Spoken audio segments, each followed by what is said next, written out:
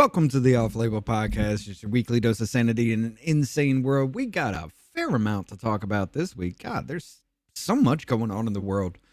Let's see, the Haitian government has collapsed. There are now roving cannibal gangs around there. People are talking about fleeing Haiti, and because of all the immigrants that will be coming from them, apparently Joe Biden wants to send them to Gitmo. We'll find out what that's about. Let's see. The government contractors. We have some government contractors that were caught transporting children in the middle of the night. Some of these people are some of the places that they were transporting them to have serious allegations against them. Pittsburg Police are no longer responding to certain calls, which is a foreboding experience if you know what's happening with that. Let's see. There was a woman who was viciously beaten by a mob that seemed to want to kill her by the way the actions that they were taking. And apparently, from what I've seen so far, is nobody has faced any kind of repercussions for it. I've yet to see anything about anybody's arrest in it. Of course, Laticia James is booed by the New York City Fire Department by starting our fire department as she targets the fire department people that were, well, they were chanting Trump, and now they're being targeted, which is very interesting because she's gone after food processing companies as well in that area for producing too much CO2 or something like that. We'll get into that and all that. But our Rumble only section, we will be talking about the testimony of Robert Hur. He was the guy that made that report saying that Biden is too stupid to stand trial. Okay, he's a doddering old fool. He's not there mentally. He didn't say he was too stupid. Well, he is retarded. But yeah, we'll be talking about the testimony from that and demonetized from YouTube already. Yeah, but yeah, that's a weird situation for what they were actually doing. But let's go ahead and start to get into this, ladies and gentlemen. Let's get on with the show.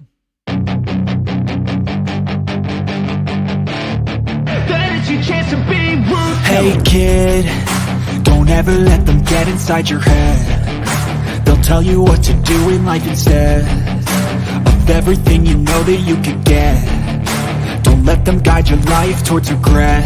I'll fight for what I love with every breath. My past is filled with things I won't forget.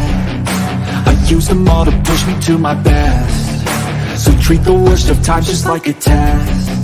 If only I could go back in time, I'd tell myself that everything will end up alright. Just push yourself, test yourself, figure out what you like, and find your limits, don't be rigid, always work towards a prime. Surround yourself with open minds, people can change your life. A few friends with intent can help you feel alive. Find a passion, take some action, and with a little time, just be patient, make a statement, try to enjoy your life. They'll try to kick you while you're down. They wanna rise up while you drown. They wanna fill your head with doubt. They're silently scared that you'll figure it out. I'll make it look like I'm losing, won't bother hiding my bruises. And when they finally think you're wounded, then it's your chance to be ruthless. I'll make it look like I'm losing, won't bother hiding my bruises. And when they finally think you're wounded, then it's your chance to be ruthless. Chairperson and honorable members of the committee, thank you for the privilege to speak today. My name is Scott Shamblin, he, him. I am a proud Democrat and especially proud of our great history. While I am not a birthing person, I am a fertilizing person, and I oppose this bill. The very idea that such a bill would be proposed is an act of violence on birthing and fertilizing persons alike. It is a threat to our way of life. It is a threat to my way of life. I want to start by telling you of my lived experience. In the last 2 years, I've personally seen how this issue is a birthing person's issue. 7 of my partners over the last 2 years became pregnant. 7. And you know what? Babies are the woman's issue, and they took care of their issues appropriately. How, you might ask? Through abortion. Had I not had this option, I would be a parent to at least 7 different children with 7 different birthing mothers. This is unacceptable. It would ruin me financially and completely destroy my self-indulgent way of life. If abortion becomes illegal, I will be unable to continue exercising my freedoms without consequence and actually be held accountable for my actions. I am fortunate to have had a Darwinian education. It is immoral to painfully prolong the survival of the weak when we could remove them from the equation to accelerate our evolutionary progress. I am a proud supporter of Planned Parenthood's legacy. It's doing exactly as our foremother, Margaret Sanger, peace be upon her, designed it to do, to keep the poor, undesirable, genetically inferior populations down by intentionally putting Planned Parenthoods in communities dominated by the genetically inferior. We have successfully crumbled these communities. It is good and merciful to abort pregnancies that won't have an easy life.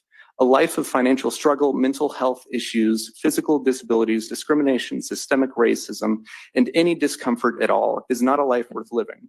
We should not allow someone to live if they cannot live, laugh, love their best life. This is the democratic way. Thank you for the opportunity to speak. All hail Gorlock the Destroyer. What the fuck?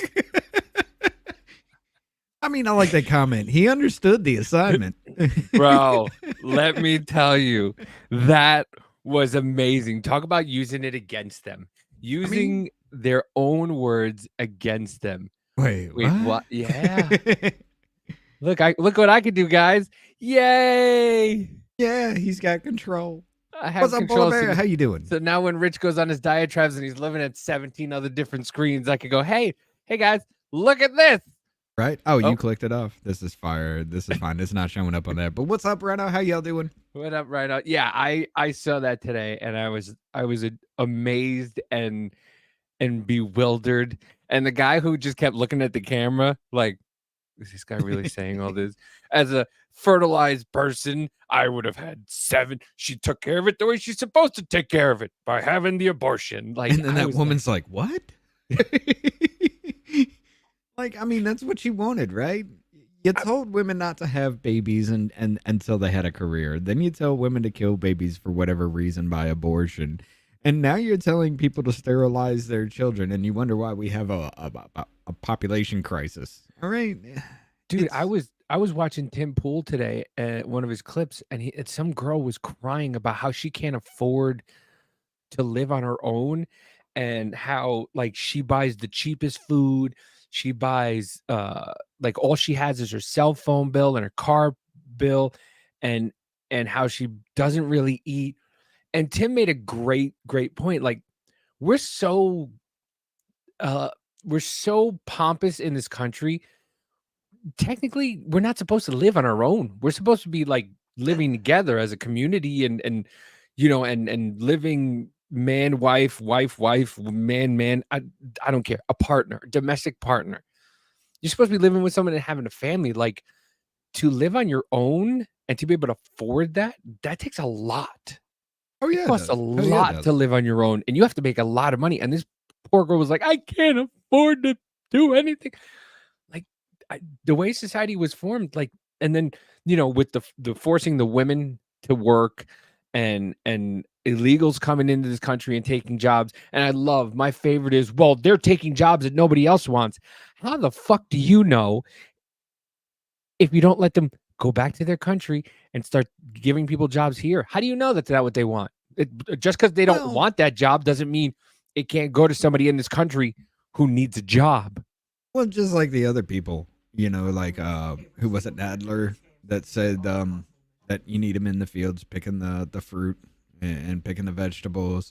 That pink-haired girl said, who's going to scrub Trump's toilets? Who's going to clean your toilets?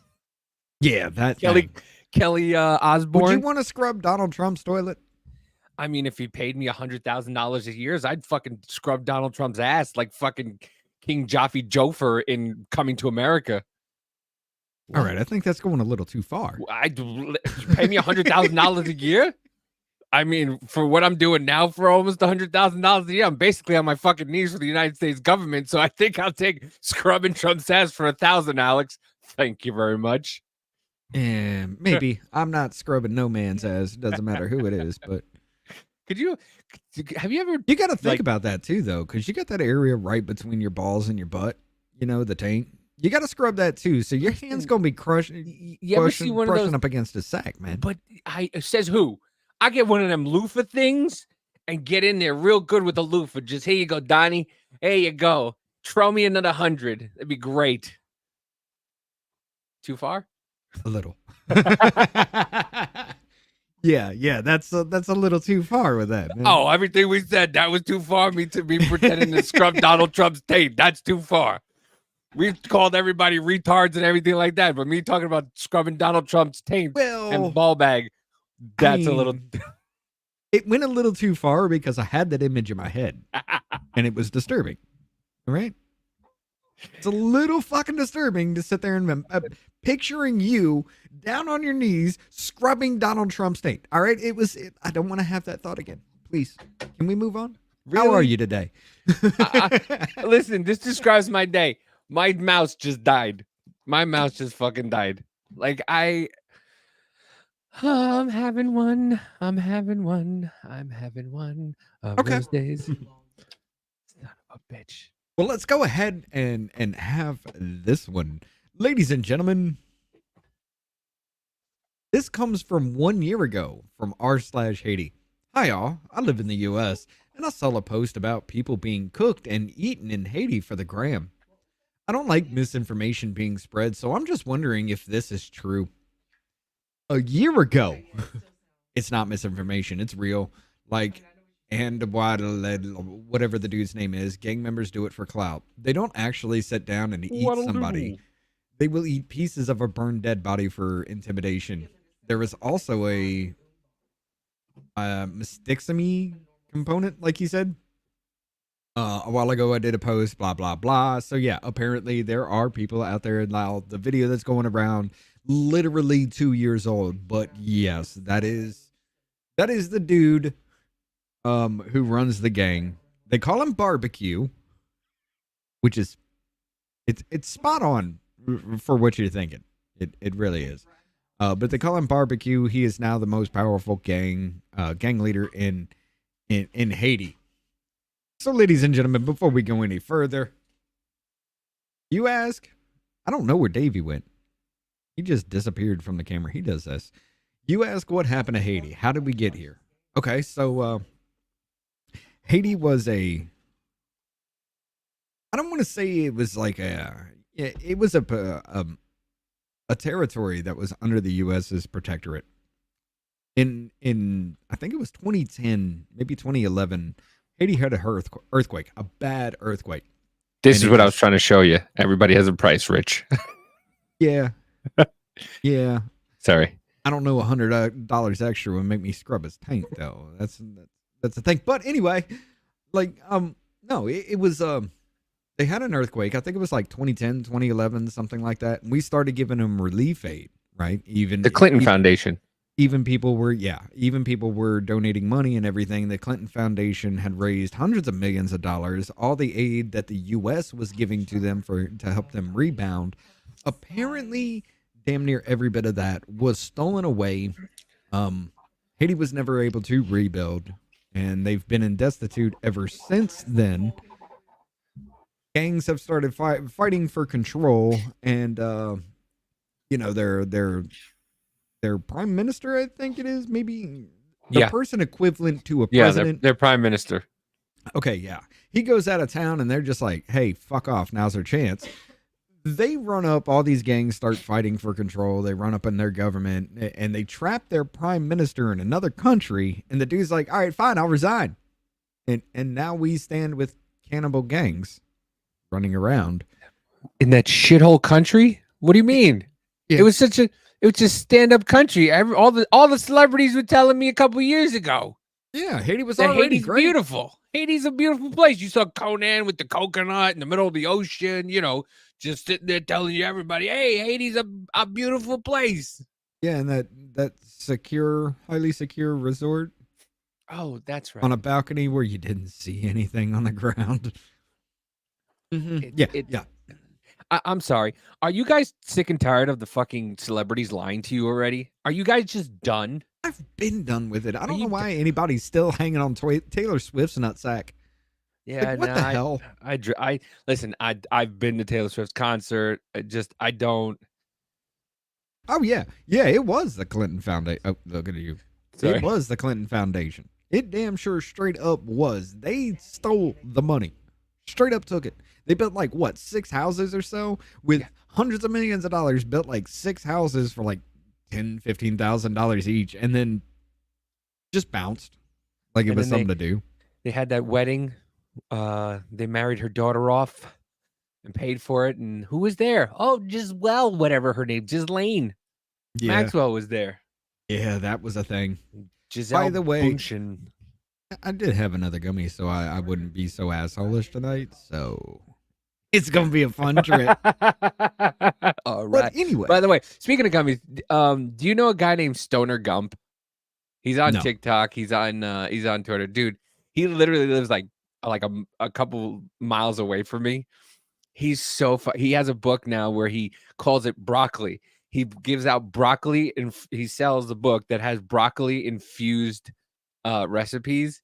And he's just so funny because he'll do duets and stitches of people like, I'm about to eat this whole candy. And he goes, all right, well, you're about to be on a trip, son, that you'll never be able to come back from. I'll see you in a couple days. And then he'll go back to the video of them like really, really stoned, like, I'm in the corner and I don't know. And he's like, well, you just got to get some chips and maybe a soda and I'll see you later. Just take a nappy nap and enjoy yourself. Dude, the guy is fucking hilarious. And he sounds just like Forrest Gump. It's amazing. Space Cadet. Yeah. Yeah. He's like, well, welcome to the astronaut school. I'd love to have him on. He's fucking great. I'm gonna try to get in touch with him. He's pretty big on TikTok, but he's hilarious. There's so many people, dude. I don't know if it's like because I live here now. Everything I see is Missouri. Like that girl that just got her head bashed in a couple days ago at that school. Oh, Missouri. Yeah. St. Louis is just run amok. Fucking Next Benedict. Also, no, not just her. There was a white girl. They got her head smashed and she was in a coma. Oh yeah, because that girl just like slammed her head on the concrete. Smashed her head on the like.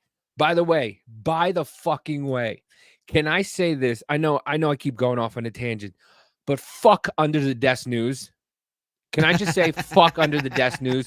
Listen, you're a piece of shit.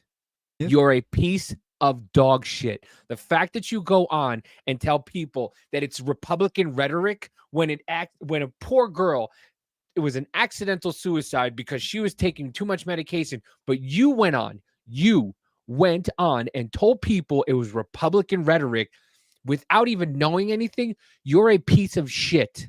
And then, that's what they do, though. And then what does she do? She does. But do you know what the brilliant move is? She just moved on. Nobody said anything about it. There's people upset on TikTok, but she still does whatever she does. And she put out she put out a statement and, you can't stitch it, duet it, download it, nothing. You can't do anything. You can only screen record it. That's it. But funny how that's the only one you can't do that because she was fucking wrong. And once again, she just straight away, Republican rhetoric. You're a piece of shit. You're an entire piece of shit. And I don't care if you're gay or whatever it is. You are a piece of shit. And what you stand for is garbage. That's it. Welcome to my TED Talk. That's it. It's dude. It's so. And I feel a clip coming out of that. I'm hoping. I probably will say this. Just do it yourself. Yeah. Just somebody said she's Rosie. Someone said she's Rosie O'Donnell's niece, and that would, if she was, it'd make fucking perfect sense. And she looks just like her. And of course, only Rosie O'Donnell is a fat pig. Yeah, that's why she hates him. I mean, well, Under the Desk News is a fat pig too, and you can quote me on that. You're a fat pig. Fuck you. You probably get your ass banned for that. I don't clipping care. that in there too. I don't care. I got a TikTok violation because some girl said she was a flying phoenix or something like that, a phoenitherium, and she's like, I go by her Zim Fina. No, I love this. I love when that vein starts popping out on his head. Let me take his soapbox room. But dude, it only pops out because like that just annoys the fuck. I'm tired of both sides blaming this and that. It can't just be asshole people. It can't just be we can't just wait for a week or 2 weeks to get the full story. No, it's people just right away. As soon as something happens, people just run straight. It's the Democrats. It's the Republicans. Did you see what the Democrat-run city did? Did you see what the Republicans?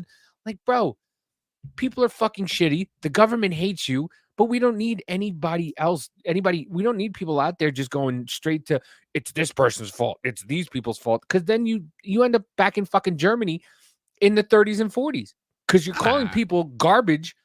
You're trying to denigrate an entire section of Americans, and you're getting people on board with you to call these people these certain things, and it doesn't bode well, and it shouldn't sit well with you that these people, these extremists, are the ones who have the voice, and it's why I do this. It's why I and I don't know. It does get me. Okay, it does get under my skin. Like I said, I'm the anger guy on the internet. I will yell, scream, and have a fucking fit. I don't care. I don't care if people are off put by it either. Guess what? You need to be off put.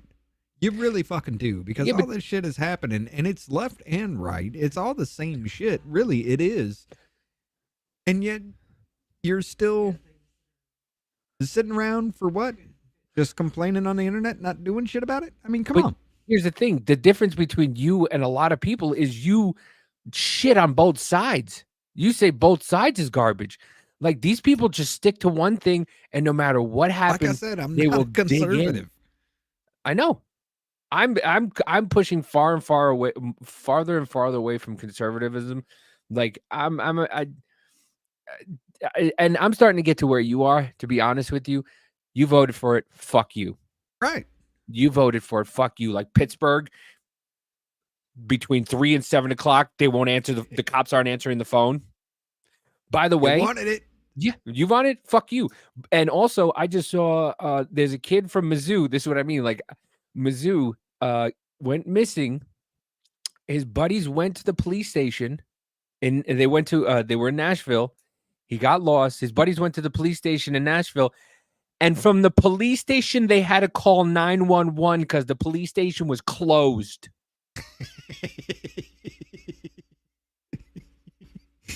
I mean, look, I'm just sitting over here just wondering why the cops won't roll through my neighborhood. And they're just like closing shit down. Okay, let's just be honest. After a while, the bullshit in my neighborhood stops. So, like, I'm fine with my neighborhood now. Like, there's not a lot of shit happening. So I'm okay with it, really. Bro, the Chiefs won the Super Bowl, and someone was fucking unloading a 9mm, and I went and grabbed mine, and Amanda's like, yeah, it's fine. They do it. It'll be okay. He's probably just shooting into the ground. I'm like, what the fuck? And then I said, and then I found out the reason why that it was okay. Oh yeah, she said she called the cops when a car got broke into, and they told her that they weren't going to do anything between certain hours. And I'm like, yeah, huh? Yeah. Oh yeah, the cops don't come out between these certain hours unless it's a serious crime. Yeah, we're about to get into that too. Okay. Thank you, Missouri, for letting us constitutional carry. Then I applaud that. That's fine. I'm completely fine with it as long as you're 27 states now, I believe. Is it 20? I thought it was 35. No, it's 27 with constitutional carry. But there are more that are proposing that deal. Carolina just became constitutional carry, and everybody was like, "But what do we do? Are we allowed? Can we have it? Not have it? What do we?" I saw a lawyer trying to explain. They're like, "No, as soon as they signed it, you're legally allowed to carry it wherever you want, in open, or you can have it on your front seat, whatever you want." And I was like, "Well, it does depend. Some states are open carries, some states are concealed carry. I mean, you do have to check your state on that. Like, my state's concealed carry. Then again, ladies and gentlemen, it never fucking mattered because we all assumed everybody was armed anyway. But that's the thing. Like, nothing. I went back home and I concealed carried the entire time. Nobody fucking knew. Of course. Nobody had any idea. And I was like, wait a minute, I could have done this my entire life and they would have no idea. Because in Jersey, growing up, literally, if I went to the gun range, you couldn't stop for a fucking cup of coffee on your way to or from the range. You had to go from the range straight home. And that was it. You couldn't veer off for nothing. And now, with all these laws opening up. I remember when I was in school, motherfuckers would show up to school with a fucking shotgun hanging from the gun rack in the back of the back of their trucks and shit. I remember that. That was never a problem for us until two guys had it out because they were fucking the same girl, and one dude went home from school on lunch break, grabbed a rifle, came back, ended the other person, and then sat down and waited for the police. That was the only person he went after. Then after that, everything changed. Now imagine giving I was that across kid, the street at Walmart. The school was like literally across the street from Walmart when that happened that day. Now imagine giving that kid fucking testosterone or estrogen and watching his fucking hormones just go all over the place. I mean, if it had estrogen, he might not have done that. He probably wouldn't have cared about that bitch. He might have cried after it or played with his nipples. My nipples are so soft. But yeah, going back to the little story here. Haiti in chaos after armed gangs take over the capital. U.S. Embassy staff evacuated. Apparently, we do have boots on the ground now that are protecting the embassy there. But these gangs have pretty much taken control. Isn't this the third time? More than 3, but this is the third we know about. 3 or 10. I think I remember 3 or 10 since Joe Biden has taken office.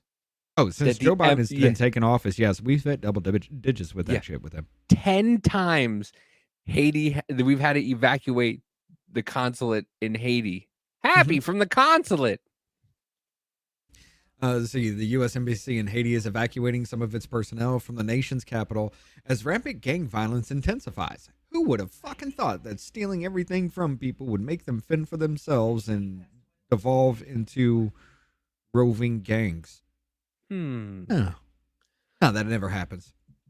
Heightened gang violence in the neighborhood near U.S. Embassy compounds and near the airport led to the State Department's decision to arrange for the departure of additional embassy personnel. The embassy, based in Port-au-Prince, said in a statement on Sunday. The embassy remains open. The U.S. had previously warned its citizens that they should depart Haiti as soon as possible by commercial or other privately available transportation options. If you motherfuckers are still in Haiti, just stay. There's no point. Literally, there's no point. If you're an American citizen and you're still in Haiti, unless you're some kind of journalist or something, Barbeque needs to get you because you are too stupid. You literally are. Like, okay, so the earthquake shit happens, and then the Clinton Foundation, all that goes down, and that becomes a big thing in the news cycle, and then just disappears, and you don't hear shit about Haiti for over a decade. And now this. Like, you deserve it. Stay there.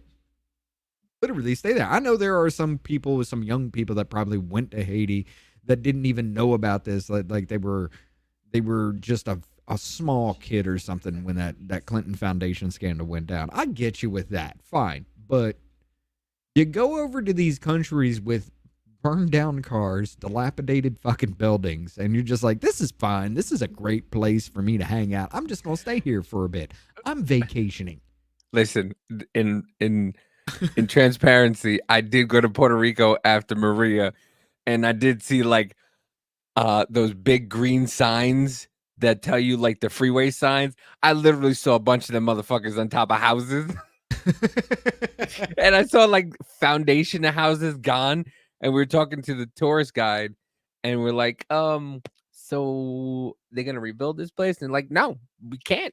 They literally, all the insurance companies just went, okay, and just left. Ugh. All the insurance companies in Puerto Rico after Maria just took all the money and just went, see you later.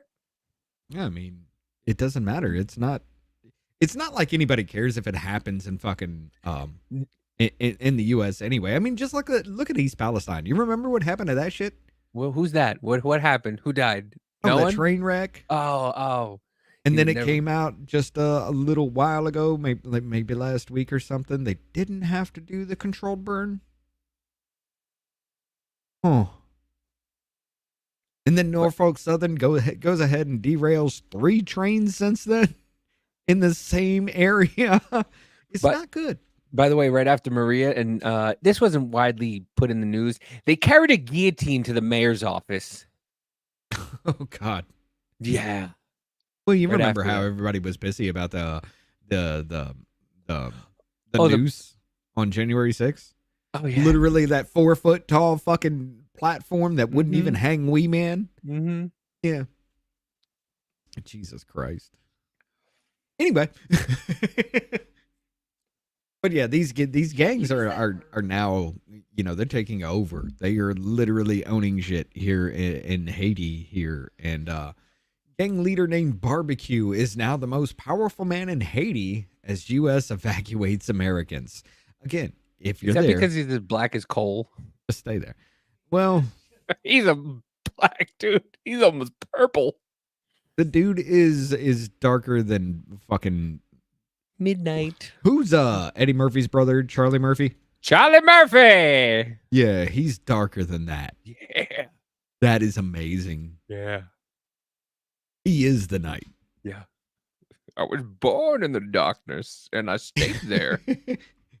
Haiti's most notorious gang leader, known as Barbeque, may be the most powerful man in the nation, as the prime minister remains unable to return home. On Sunday, the U.S. announced that troops have evacuated Americans from the U.S. Embassy and additional forces were brought in to secure the diplomatic compound in Port-au-Prince. Jimmy, fuck your name, because I'm not going to pronounce that, leader of the notorious G9 family gang, is in command of the bulk of the gunmen stirring anarchy in the capital. And he vowed to fight until the embattled Prime Minister Ariel Henry resigns, who he already said while he's in another country, fine, yeah, I'm stepping the fuck down.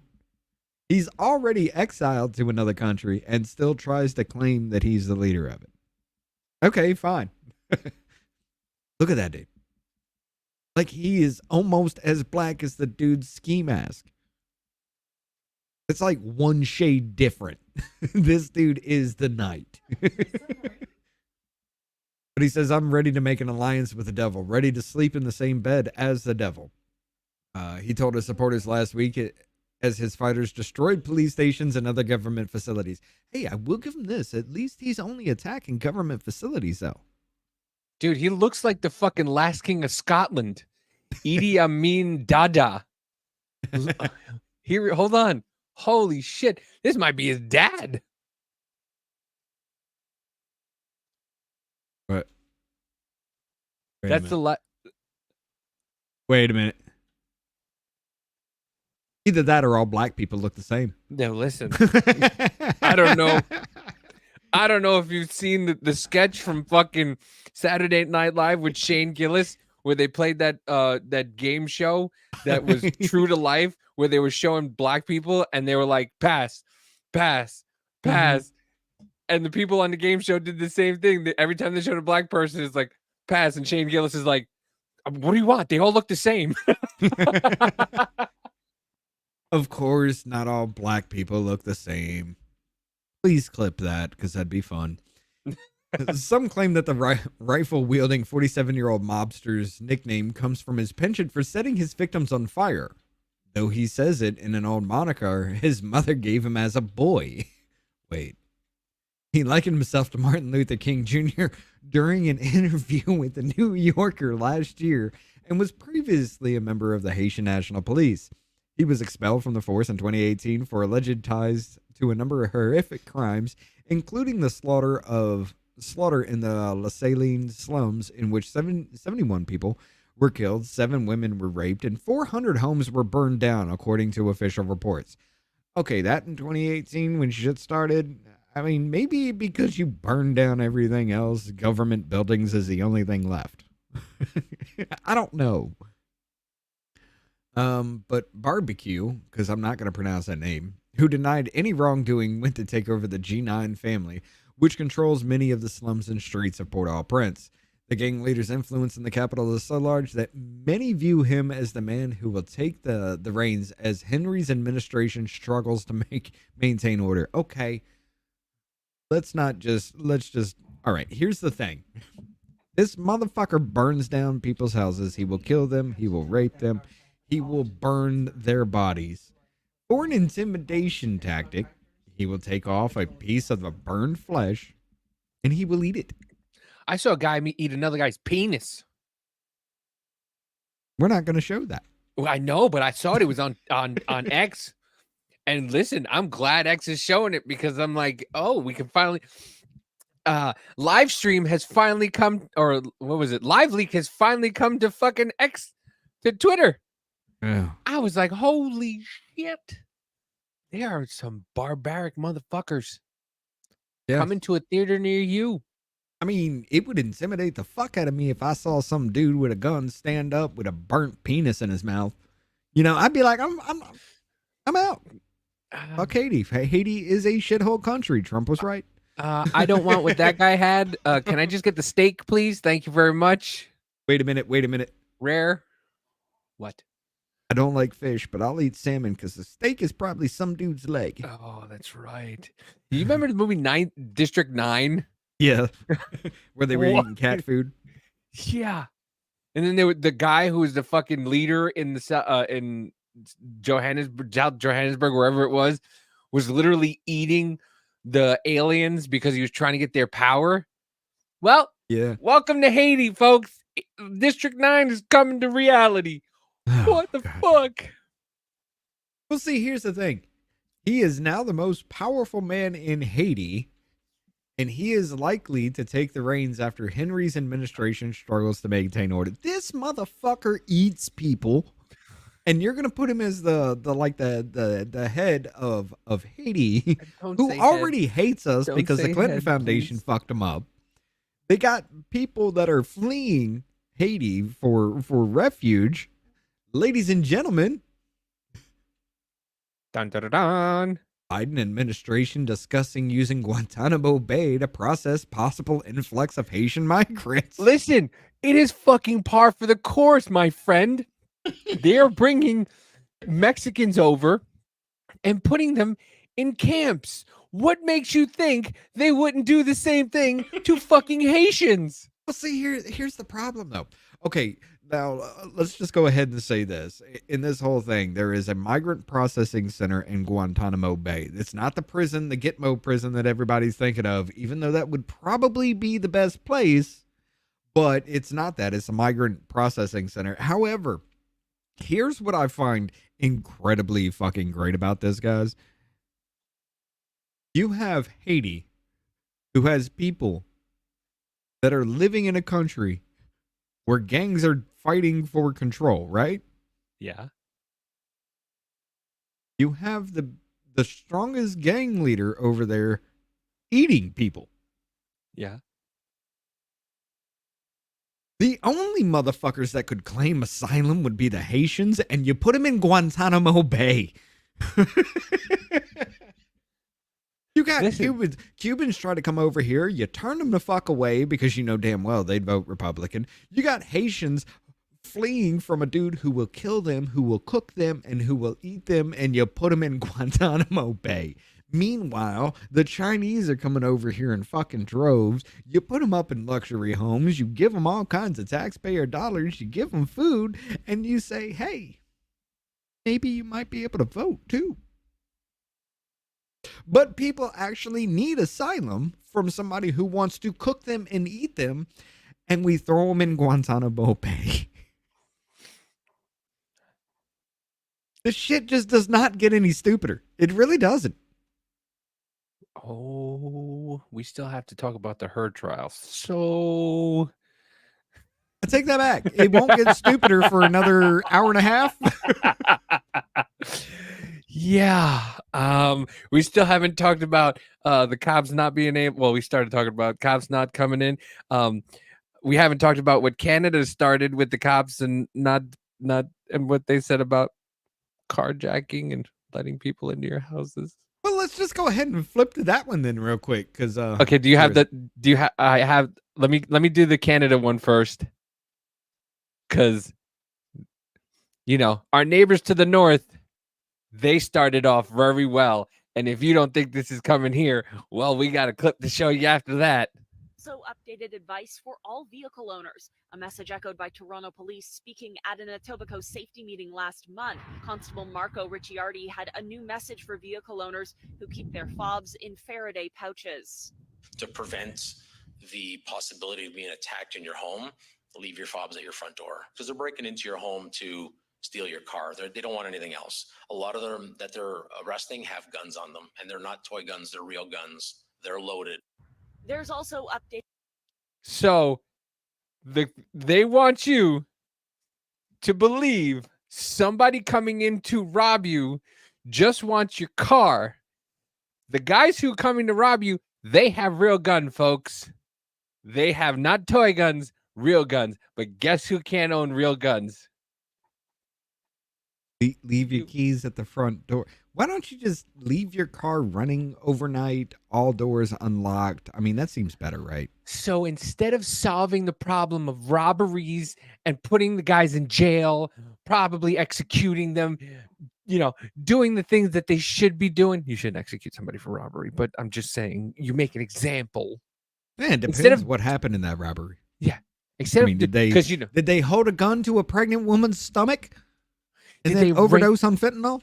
Did they rape a bunch of people during the robbery? Because I actually just watched a TikTok video of two girls who got raped in front of a guy. They got away, and then later they were caught. The girl was Fran Drescher. Yeah, Fran Drescher was raped with her friend in front of her boyfriend at the time. They stole their car and went and left and crossed state lines and stuff like that. You mean those motherfuckers could keep a heart on with her voice? I guess. Were they fucking high schoolers? I don't probably. But yeah. And they were just there to rob them of their car, right? That's all they were there for. So just leave your key fob at the front, folks, and just let them steal your car, because they don't want anything but your car. But they have illegal guns. They want to steal your car. Just leave the fob there and just, hey guys, here's my car. No, go fuck yourself. Right. No, go fuck yourself. There would be, you run up in my house to get my fucking car keys. We got problems. But that was the whole broken windows things in New York. You got problems. Yeah. Not me. Giuliani was putting people who were breaking windows in jail, and it cleared up for them. It cleared up a majority of the crime in New York. Right. Stop and frisk cleared up a majority of the crime in New York. And now what? It dropped off heavily. I'm sorry. What's going on now? Oh, Kathy Hochul is. Kathy Hochul is telling everybody that, New York crime is down and all this is down, but yet we're putting cops and National Guard. Oh my God, this clip, dude. Tell me if you get where I lost my fucking mind. Governor, after a series of high-profile crimes on New York City there when subways, she said governor, right? You deployed hundreds of state police and National Guard troops into the subway system. 1,000. But since the pandemic, you have done a wonderful job. Overall crime is down in the city. Yes, it is. So my question to you is, why now? Why deploy into the subway? And how do you respond to some of your fellow Democrats calling the move theatrics that play into Republican narratives that blue cities are poorly run war zones? I'm not buying it. All right, pause it. Hold up. My job is to keep people safe. She sent the National Guard into the subways and crime is down, and it's a Republican talking point. I'm sorry. You tell it to the dude that got shot in the face. I think it was today. Okay, maybe he didn't get shot in the face, but the dude got shot in the subway. I think it was today while the National Guard were there. You got some balls, sir. Hey, it gets so much better. I have to, any way I can, I'm going to keep New Yorkers safe. And I'll tell you who does show appreciation for the people out there on the streets. I've been walking the streets. I walk into business. People are just saying, thank you for taking such strong action. Now, you are correct. that working with Mayor Adams, since I've been governor, we have driven down crimes. You know, homicides are down about 30%, shootings down about 38%. The subways have been safer, but we had a spike recently. Yes. A 45% increase in subway crimes. Now, these are high-profile Can I crimes. interrupt you for a Yeah. second? Because the CEO of the MTA says that 1% of subway suspects are responsible for more than 20% of the crime because of New York's bail reform laws, which allows them to go Hold on. back out there and commit more crime.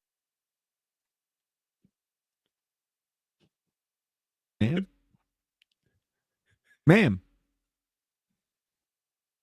At least for one shining example of a moment, Joy Behar was right. Okay, at least for once in that woman's pathetic ass life, she was right. I'll admit wait, that.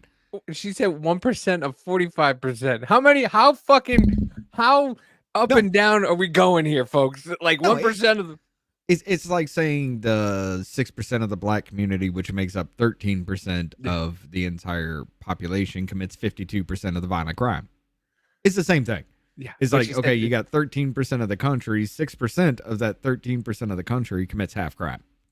So the 1% of the people traveling, which by the way, ladies and gentlemen, you're only talking about like literally hundreds of thousands of people. So 1%, you're still talking about 10,000 people. 8 million people in New York City, not New York. New York City is a population of 8 million. Yeah, but they all don't use the subway. A vast majority of them do. Okay, so still, you're talking about 80,000 motherfuckers going down there. You're talking about tens of thousands of people committing these crimes. Tens of thousands. Constantly, because they're let the fuck go.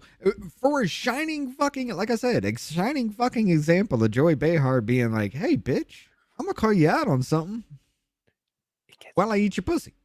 Apparently. Like, what the fuck? I'll get to bail in 1 second. I'm going to answer this one because what happened is I needed to do something dramatic and quickly to send a message that you will not get away with committing crimes in our subways. You cannot slash the throat of a Wait a minute. You cannot push. I'm getting Nikki Haley vibes off this bitch. Oh, yeah. Oh, yeah. Like, even her jaw doesn't move as much. No. Does anybody know where Nikki Haley is when she was having this interview? I'm getting a distinct feeling that maybe Kathy Hochul is just a Nikki Haley in a face mask. I mean, look at her same neck. Bone structure. She's got the Joe Biden neck, so it might be. Well, where they said Joe Biden's got a face mask on, it's not really him. Yeah, because his skin Someone on the flaps track. over. Because people will not take the subway if they don't feel safe. That's job number one. So they are not there to harass anybody. I said, I don't like those long guns. They're kind of threatening to stand there. I said, I don't like those long guns. Meanwhile, Wonky Eyes looking in two different directions. I don't like Why do those. they always... No. I want to reach on this real quick. Why do they always have wonky fucking eyes, too? Because they're it's insane. either crazy eyes or one's looking dead the fuck on and the other's looking in the third dimension. They're insane. By the way, I should say fourth dimension. This is the governor who's trying to take people's guns away, yet she called it one of those long guns. You mean Look, an it's M4? like the assault rifle shit. Like, define assault rifle. AR stands for assault rifle. No, it fucking doesn't. It's Armalite rifle, bitch. smile at everybody, welcome them to the subway. These are moms and dads. The National Guard. I got an idea. are How about are we call them citizens who abortion stepped up. rifles? So I will do that any day of the week. I take criticism the second I wake up in the morning until I go to bed at night, and I don't care. My job is to protect you. You do care. You do fucking care. You do care. You should care, actually. You should fucking care. Because you're the governor of one of the largest cities in the United States. You should care about criticism by the people who voted for you. Fuck. New Yorkers, and that's I one mean- way to do Okay, it. so what about On the this? bill. Yeah. Look, all she has to do is put a D beside her name and she'll get into office. That's the way New York rolls, man. Apparently, she put a D in her mouth, and that's how she became in office. Hey, there's like a Probably. circle of That's movement why going on last there. year Yeah. I We're stretching inherited Gretchen. from my predecessor and the legislature before. They took the bail laws and watered them down and made it impossible for judges to look at the whole picture of the crime and the person, what they're doing. So She's blaming the predecessor. Sounds like someone else I know. Sounds like Right. someone who's running a country blaming the predecessor. I always blame the person before you. By the way, you've been governor for 4 fucking years. Yeah. Has it been that long since Cuomo went down? 2022. Well, then that would be During 2 COVID. years. Oh, Because it yeah. is 2024, not 2026. Yeah. Well, even though still 2 years. 2 years, Was it, yeah. Oh, no, I mean, was that's it? still a good Was amount. it 2020?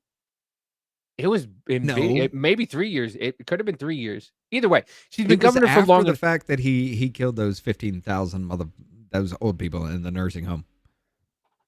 And it was the Me Too movement that brought him down, which it would probably be late 2021, early 2022. I don't know exactly.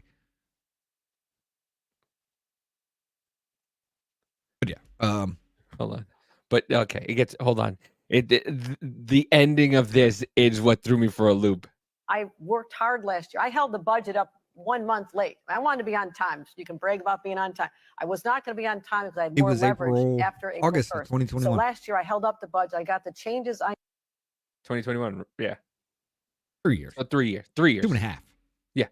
But she still was elected for a second term, and she's still been the governor. If you want to change it, change it. Needed. Judges now have discretion. They can look at the whole issue. They can look at whether a gun was involved. Was there an order of protection? We have to protect the victims of domestic violence. My mother was a champion for victims of domestic violence. But there was just a crime in Long Island where body parts were found all over Long Island. They had 4 suspects. They let them go. Right. And now Duffel they're out bag there and still. shopping So cart killer. what is the deal here? Right. It sounds insane to me. No, the crime that was brought was not what was bail eligible.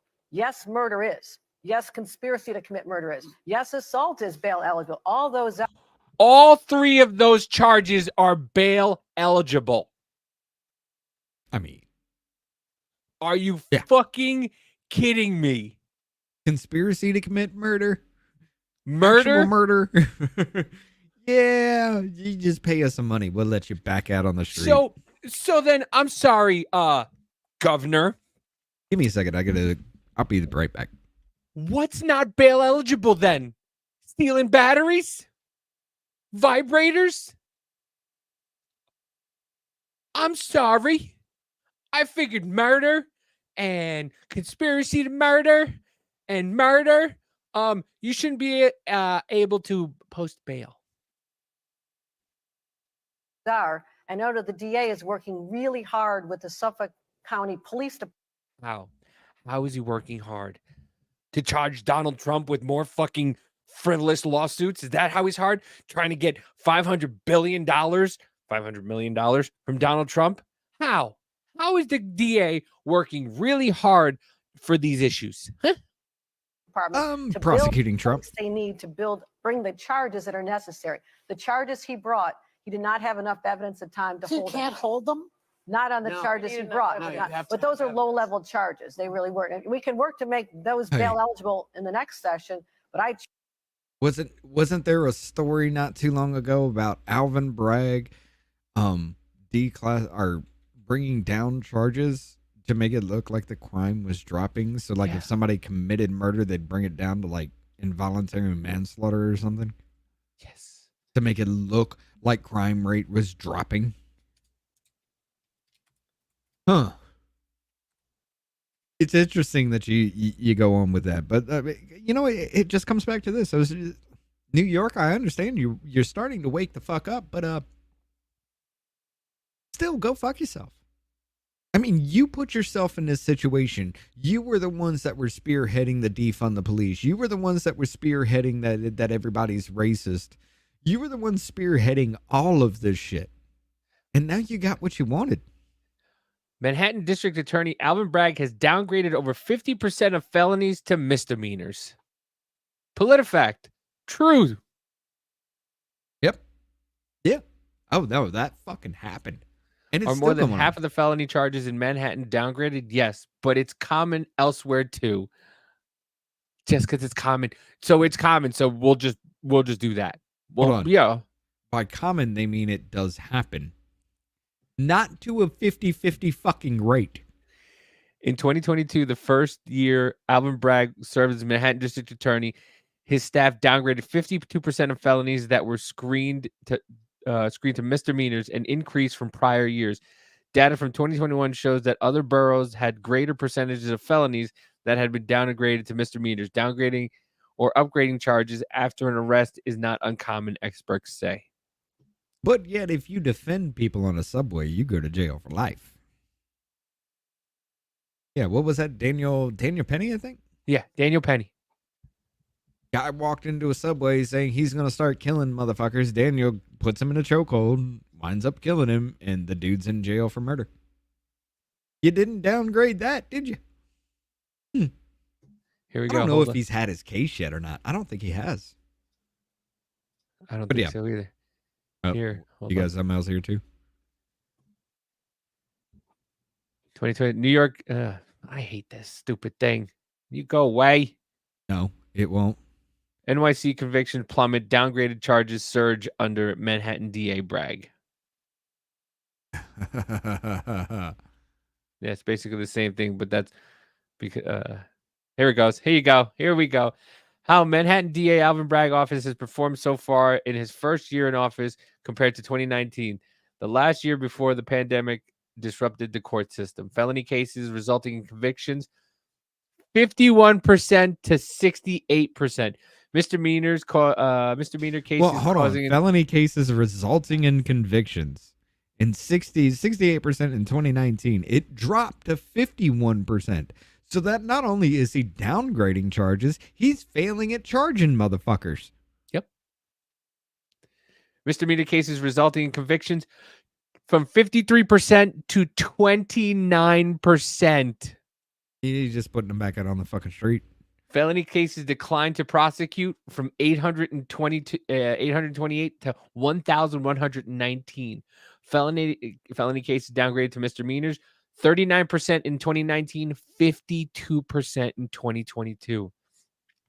Felony cases with defendant remanded. Oh, 2%. That stayed. Felony cases resulting in prison sentence, 1,699 in 2019, 1,210. Over almost 500 less people were sentenced. Misdemeanor cases resulting in jail sentence from 2,413 in 2019 to 522. And you want to fucking tell me that crime has gone down? Oh, it has on the paper. It has because, ladies and gentlemen, we charged everybody. Bro, like it's so insane when people start to tell you these statistics. Oh, the crime has been down because no, they don't charge. And the reason why Republican states are more likely to see the rise in this is because they actually fucking charge these people with the crimes they've committed and put them in jail. Yeah. I can actually confirm that. Yes. It happened in my state from fucking Birmingham. Yes. There was an increase in crime in Birmingham and an increase of the prison population in Birmingham. It's almost like my state says if you break a law, you go to jail. What a novel concept. That's Nazism for you, though, I guess. But yeah. Like, because of all that shit that's been going on in New York and everything, now this is spurred on. Like, there was, before we get to this one, there was one, what was that? The Illinois, the Safety Act.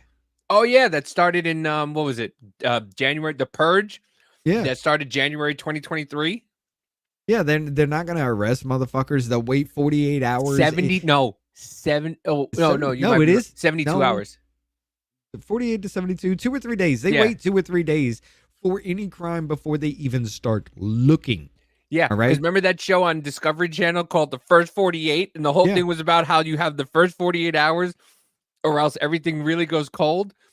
I wonder how they decided to go 48 hours and then, and then they could start investigating shit.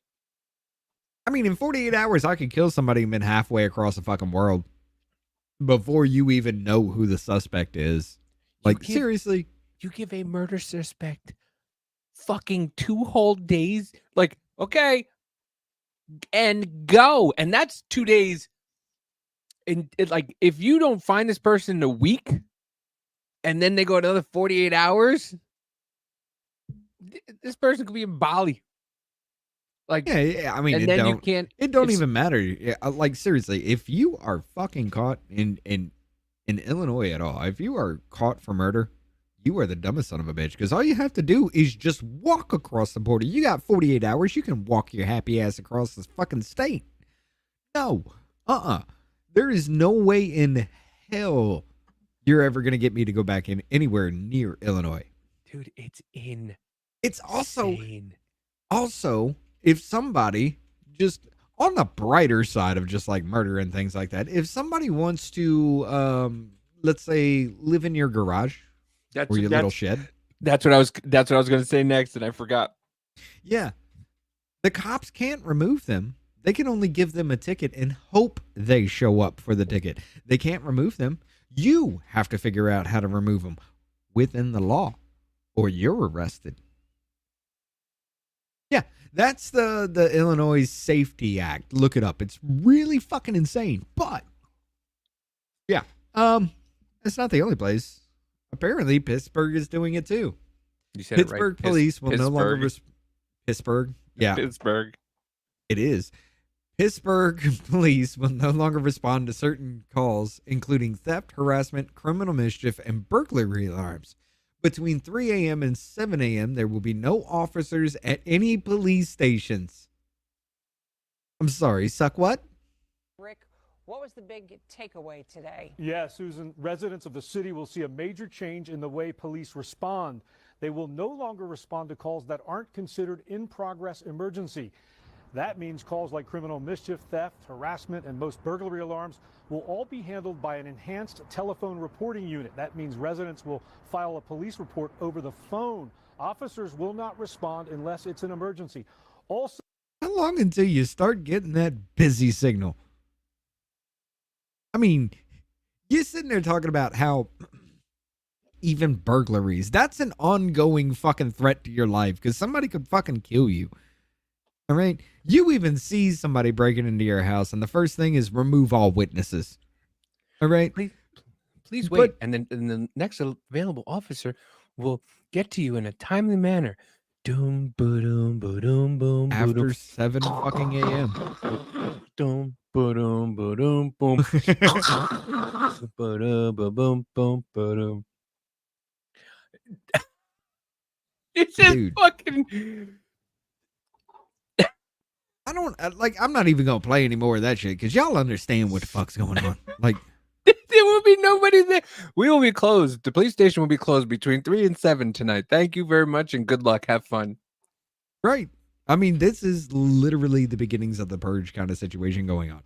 Like, all crime, unless you're doing something like somebody's actively stabbing you to death right there as you call, they will respond. But hey, Other than that, good luck. you can't do anything unless you've tried to leave every way possible from your house. You can't shoot anybody on sight. As soon as they step into your house, you have to flee. If you don't flee, you get arrested.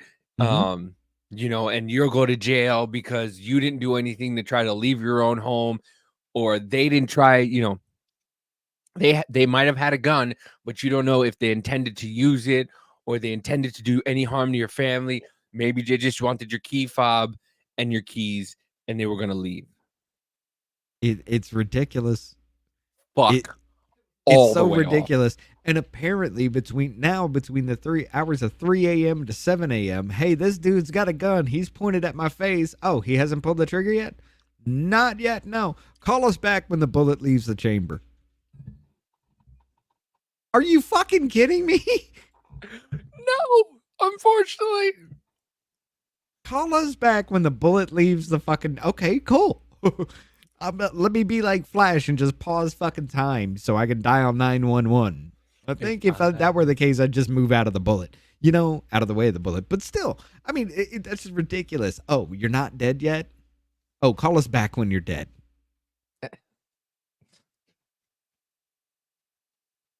When does this begin? Because apparently, throughout all of Pittsburgh, ladies and gentlemen, there are only 20 officers from the hours of 3 a.m. to 7 a.m. There are only 20 officers that patrol the fucking streets of all of Pittsburgh.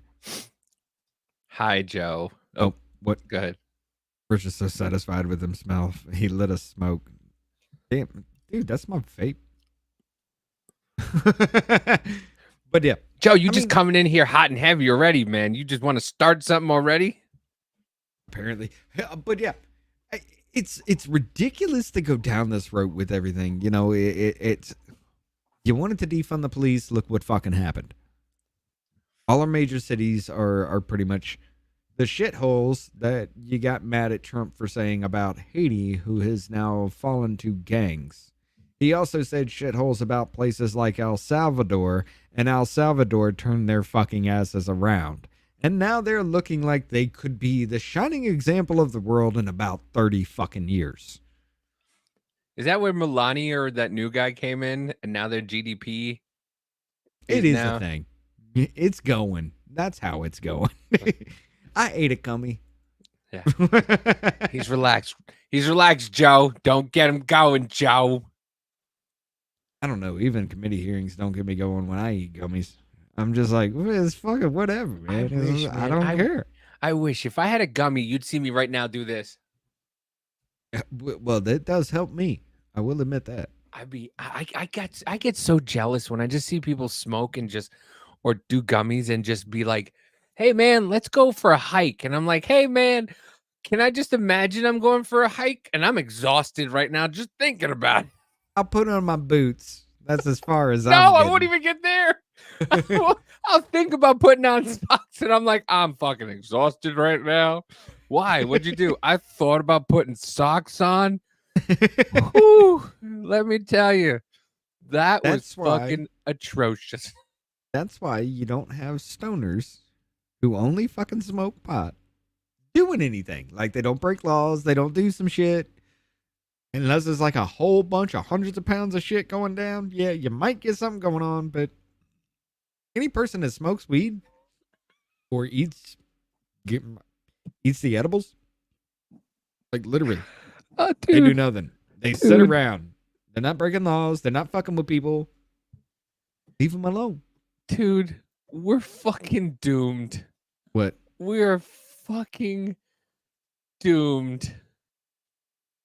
Student found not breathing for 23 minutes had ghastly injuries, including ripped off nails, and no one knows what happens. How? Did you just see somebody laying on the ground and waited 23 minutes? A Kentucky student. Hold on. Scroll back up. The way the headline was written was that she tried to hold her breath for 23 minutes. A Kentucky student found unresponsive in a dorm room with lacerations and bruising, was not breathing for 23 minutes. Okay, so she had already died. That makes more sense with that. I'm just like, the headline, somebody stood around and waited for somebody to wake up for 23 minutes. I swear to you not, the headline that was in that little thing was student tried to hold her breath for 23 minutes. I hope you do. That'd be great. I'm so going to get him stoned one of these weeks, and I'm going to, dude. Let me tell you. No one knows what happened. Mother of God. Yeah. Let me tell you. You're going to have to like secretly do it, like get some edible popcorn or something like that, because I'm just going to be like, no, I don't want to do it because I know it's going to happen. So you're going to have to trick me into doing it and then watch that reaction. And I don't know why I'm saying this out loud because I'm just doomed for failure right now at this point. No. Amanda, what you do is you have to secretly be recording, because it's going to take about 20-30 minutes. If you're going to do dude, if you're going to do an edible, it's going to take about 20-30 minutes, maybe a little bit longer for it to kick in. Dude. And then all of a sudden it's just going to be like, you're going to be sitting there like, have you seen the video that she took of me when I was trying on pants at the thrift store? Yes, I have. I had no fucking idea she was down the fucking aisle just watching me. So they just poked her with sticks for 23 minutes. But what the hell happened to her nails? I mean, I don't know. Apparently, we're going to have to read more about that. But Like, where the hell? Bring that back up. Present.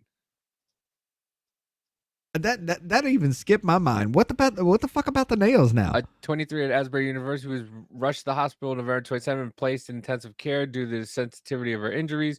Wilmington's parents, who had not heard from her for hours after she returned to campus after Thanksgiving, received a worrying call from her dorm resident office. At 11 at night, we get a call from the resident director at her dorm, and she tells us that Bella is an ambulance on her way to the emergency room, that she was found unresponsive on the floor for her room by her roommate. But her injuries also raised agonizing concerns. Wilhelm suffered deep gashes and swollen legs. Photo obtained by the outlet. The young university student also noticed her acrylic nails had been ripped off when she woke up in the hospital. She spent 2 weeks in the recovery. Ooh. What kind of a fucking tattoo is that? Somebody's like, yeah, let me try some out. He's gonna be like a little fucked up bat wing, but okay. Launched investigation determined what happened to Sue. However, her father took umbrage with the police department and the university. He told Lexi that cops allegedly said her daughter's injuries were likely falling out of her bunk bed, a claim to which he pushed back. Wait, no, hold on. There's no way you get those marks on your fucking legs from falling out of your bunk bed and your fucking fingernails ripped off. And her hand like that. That's swollen like fuck, though. I mean, Yeah. that would be consistent with an injury, especially if you have your nails ripped the fuck out. But it looks like she does have nails on that hand. Yeah. I don't know, man. I had to. But this apparently they don't know what happened to her then. Yeah, I don't know. Hey, that's a fucking weird ass, because this was reported today, and this happened over Thanksgiving break. Oh, you motherfuckers. Like, seriously, you waited fucking what, 3 months to report this shit? Wow. Shut up, Joe. I do. I blame them because they voted for it. That's the thing. No. It's literally out here. A woman called the cops cause the dude jumped out of the bushes and threw her baby into traffic. She told the cops she planned on eating the baby later. This took place at 1 a.m. or so the day of. Holy moly! Wait! What were you just saying like 2 seconds ago? Yeah, I blame you, motherfuckers, for that. Holy shit! A dude jumped out of a car, threw her baby into traffic. And then she admits she was going to eat the baby later on that day anyway. Yeah, y'all motherfuckers are dumb. There's no way. Like, you thought Florida man was bad. We're about to start reading like California man, Illinois man, and it's gonna make like Florida look normal. Dude, it's fucking bad. It is so... The headline made me think of Poltergeist. Yeah. But yeah, you think that's bad. Ladies and gentlemen, boys and girls, government contractors were caught on video transporting illegal alien children to foster homes in the middle of the night. Some of these homes reportedly face sexual assault charges and receive millions in federal funding. Biden is enabling this. Car. I'll be right back with this, please, for a second. Where are you going, man? Whoa. This is by Muckraker, the guys who did that documentary we were watching the other day. Oh my God. Where are these kids going? What is this place? Don't touch me, dude. No, nobody's touching you. All right. Goodbye.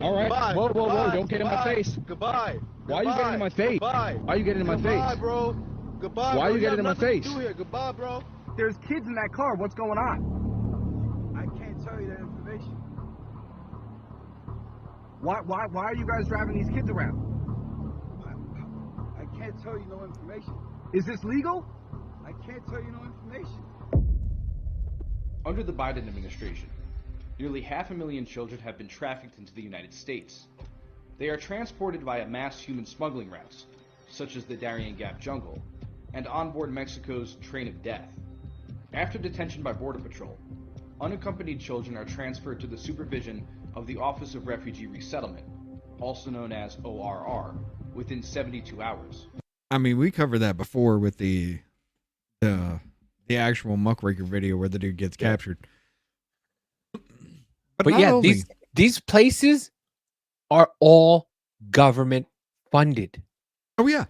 Hell These yeah, places- you got Red Cross out there doing shit too. So, But not only that, all these videos of people trying to go into these places that are these hotels that are getting federal funding.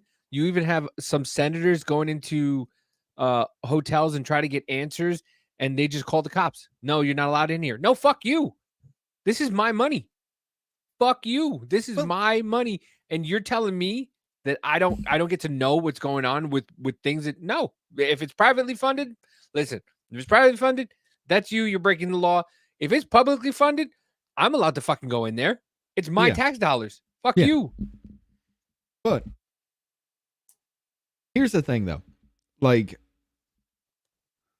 for years they told you there wasn't shit at the border. Like, that's not a problem. It's a Republican conspiracy theory, far right, QAnon bullshit. And then all of a sudden you start seeing videos about people at the border. And they still clinch to that with their whole tight assholes just like clinched around the fact that ain't nothing going on at the border. And the more and more it got exposed, as soon as that Senate bill came out, then they started screaming it's an invasion and Republicans won't help, blah, blah, blah, blah, blah. However, how many videos have you seen about, especially with the Dr. Phil one? How many videos have you seen about them actually trafficking kids and women and things into these things? Now we found out that Joe Biden, not too long ago, flew 320,000 illegal immigrants into the country off your dime. And they won't even tell you what airports they landed in because it'll expose national security vulnerabilities. But he did that because he wanted to lessen the amount of encounters at the border. So he just flew them over the border. And now we got actual government contractors trafficking these children, which, by the way, 87,000 children are lost into the system somewhere. Illegal immigrants that they were supposed to keep track of, 87,000 are missing. So yeah, I mean, it doesn't surprise me that any of this is happening anymore. We got a fucking president who likes to sniff and grope kids. Where do you think they're going? There's also, what was that? We didn't cover it last week, but that story I shared with you about that sex ring for the high profile elites. Did you ever look into that one? Where the dude uncovered a sex ring for the high profile elites? I can't remember, to be honest with you. But going right back to what we were talking about in New York, this just showed up on my feed. I mean, you can add it. What is this? So, remember you were talking about today about New York? Yeah. Remember, people, New York is safer now with the National Guard here. This was today.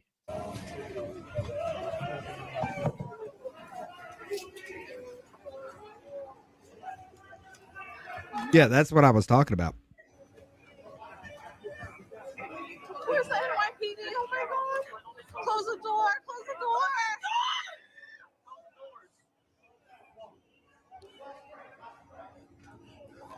1,000 Oh my God. Oh my God. National Guard. And the state motherfucker troopers. still got shot. But yet crime is dropping, ladies and gentlemen. Crime is dropping in New York there, right?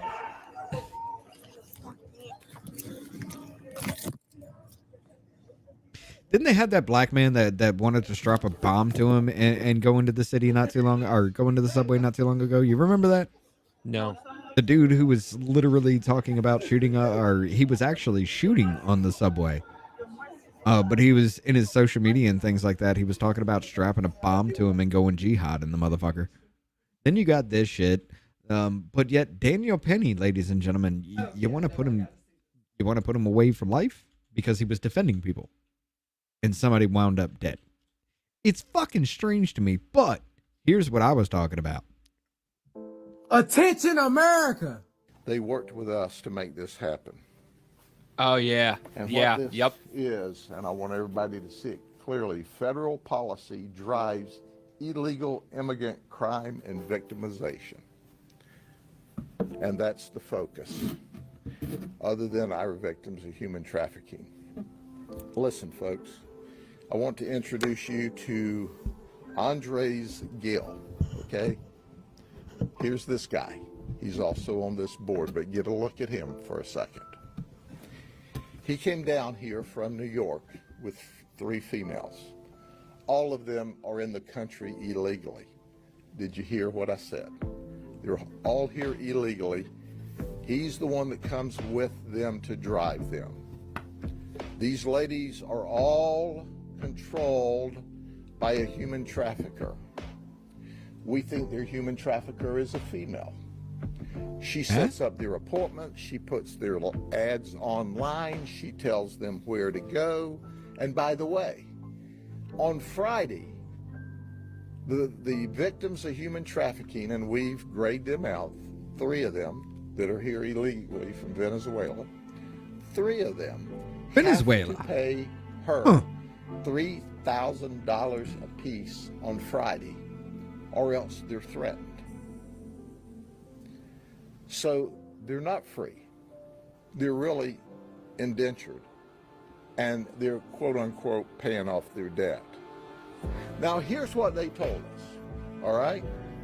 I'm sure the federal government will verify that this is not true, but you decide who you want to believe, whether you want to believe these victims of human trafficking or the whitewash the federal authorities give you.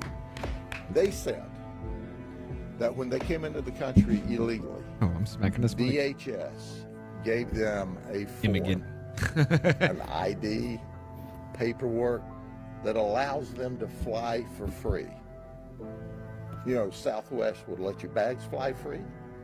Well, the federal government will let your illegal immigrants fly free. And they operate out of New York. Oh. And they were working up there, and the New York authorities said, hey, if you don't have identification, you can't work in our sex trade up here. You know, we don't allow sex trade here at all, but New York will allow you to do some stuff if you've got the proper authority. So they... So, yeah. I mean, he goes on a little bit further, but yeah, from what he's saying is this sex trade, this sex ring that's going on, it's for the elites, the rich, the powerful, our own fucking government. And then, not too long after that, I came across, where is it? I think I got rid of it on accident. Yeah, right here. I came across this, where they were government contractors that are literally trafficking children. Ladies and gentlemen, you thought the president sniffing kids and groping them was just some old doddering fool? No. No, it's not. Remember when they told you Sound of Freedom was a QAnon conspiracy? They're still saying it. Remember when they tried to lock up Tim Ballard for the fucking movie coming out? Yeah. It's happening. 87,000 kids have gone missing from this country. Where do you think they've gone? You think they're in loving homes? You think they're being taken care of? Because if they were in a loving home and they were being taken care of, wouldn't the fucking Guardian talk to these ICE agents, these Border Patrol agents that are calling about it? Wouldn't they be doing that instead of ducking their calls and hiding? Makes sense, right? Yeah, this is all fucking true, ladies and gentlemen. And it is your president that you have right now that is pulling the reins of all this shit. We know that. We've known that. And now we're finding out the entire federal fucking government is involved. That's a fucking scary thought. But yeah. What was that honking? Somebody outside. Oh, okay. I was about to say, God damn, you got somebody Duck! honking in your house here. Listen, But no, it just worries the fuck out of me that we've been doing this. Like, I don't give a shit what other people think of me, really. But let's just take a step back and think about how the rest of the world views us at this point. You know, you got reports of the greatest nation in the world. Everybody wants to come here because they're going to have a land of opportunity. They're going to be taken care of. They'll live in lavish. You know, they live lavish lifestyles. Even if they live in a poor, rundown fucking shack here in America, it's still a lavish lifestyle to them. And all they have to do is pay cartels thousands of dollars, let cartels rape them, and then they're brought here, home free. Until 87,000 kids come up missing. We find out government contractors are smuggling kids to facilities that well, fuck you, YouTube, to facilities that whore them out.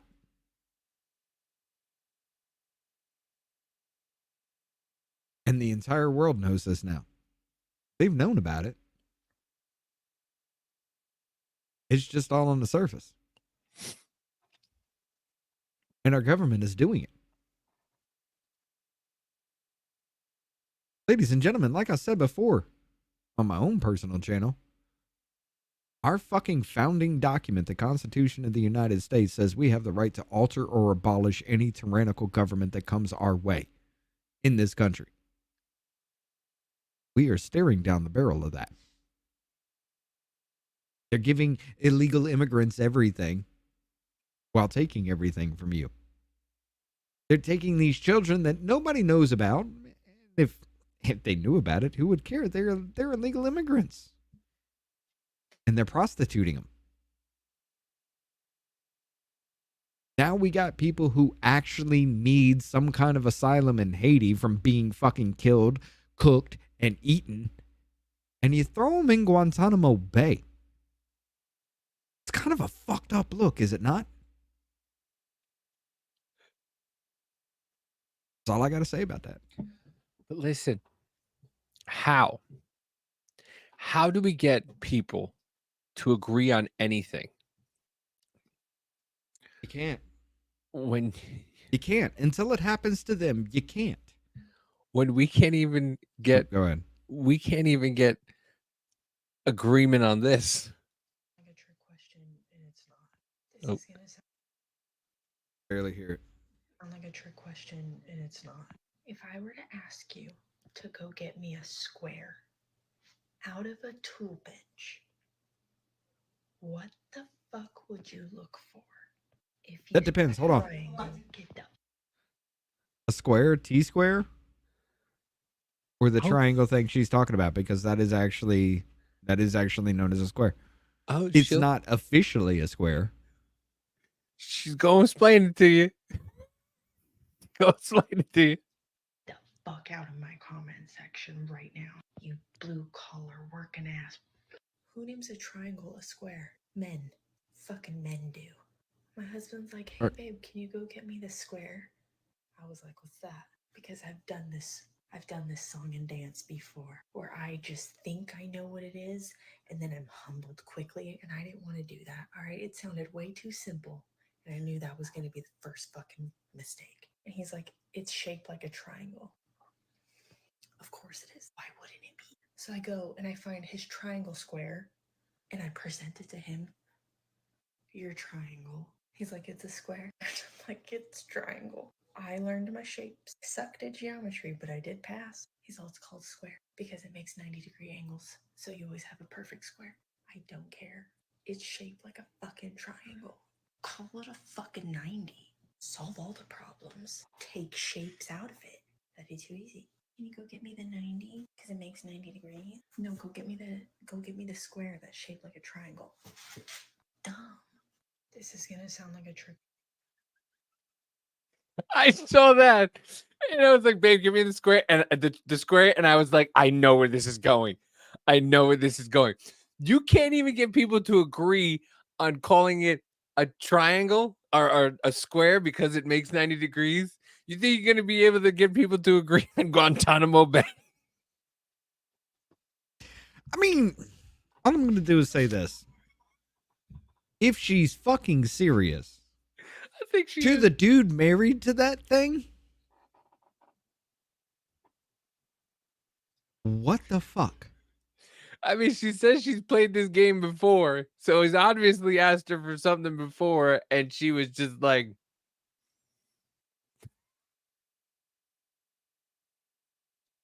Look, I can't really say much because if I told my wife to get the square, she wouldn't know what the fuck I'm talking about. But if I told my wife, hey, get that triangle thing that I stick on the floor, she would know what I'm talking about. You know? So I understand. I get you. But here's the thing. You name a tool after what the fuck it does, not what it looks like. Every tool is named after what the fuck it does, not what it looks like. It's not how stupid she is. She was looking for a fight and didn't get it from her man, so she went to the internet. I mean, yeah. she must have Yeah, asked. you know what a C-clamp is. But listen, Joe, that's all TikTok is. I'm telling you. But it's a C that clamps. It's named after what it does, not after what it looks like. Do you see what I mean? Do you think the wife was telling the truth? Yes. Aim. Perfect example. Perfect example. It may look like a C, but what does it do? It clamps shit down. So it's a clamp. Fuck. I hate life. I hate people. I hate everything. By the way, Nothing makes sense. Nothing's supposed to make sense. I get you, but fuck. Joe, she's got 366,000 followers on TikTok. I guarantee you she's making a decent chunk of change from these videos because she's got a couple that hit a couple mil. She's got a couple that hit a couple tens of Ks. So she's probably making a decent amount. So she probably goes on there, and her husband have an understanding, because a lot of these people on especially TikTok, they will go on and say the most mundane shit about each other. I've seen the TikTok. They're two of my favorite people on TikTok because they're husband and wife, and they bicker. He's a Marine, and I think she's a stay-at-home mom. And literally, all they do is try to start a fight with each other, and that's their whole TikToks. Like, she will go and I understand that. She will literally buy a Disney family vacation. Like, who does that? She will go and pay for a family vacation for them to go to Disney and just be like, hey, we're going to Disney tomorrow. And he's just like, huh? She's like, yeah, we're going to Disney. Or she'll go, hey, I'm going with my girlfriends to Disney tomorrow. And he's like, what do you mean? Oh, I'm going with them to Disney. And then she'll go and start buying thousands of dollars worth of Disney shit. And she'll just come home and bring it home. And she'll just be like, hi, honey. And just run into the room and just hide all her shit. And he'll come out and find us like, what's this? And they're like name, whatchamacallit, like park stuff, like with your name on it. So you know it's got to be a couple $100, for like a Mickey Mouse hat. Mm-mm. And yeah, that's what they base their content off of. And I guarantee you they make a shit ton of money. Well, look, I understand, like, maybe I should actually start recording me and my wife in grocery stores, and he's just going to, like, troll the fuck on. But maybe I understand that whole thing.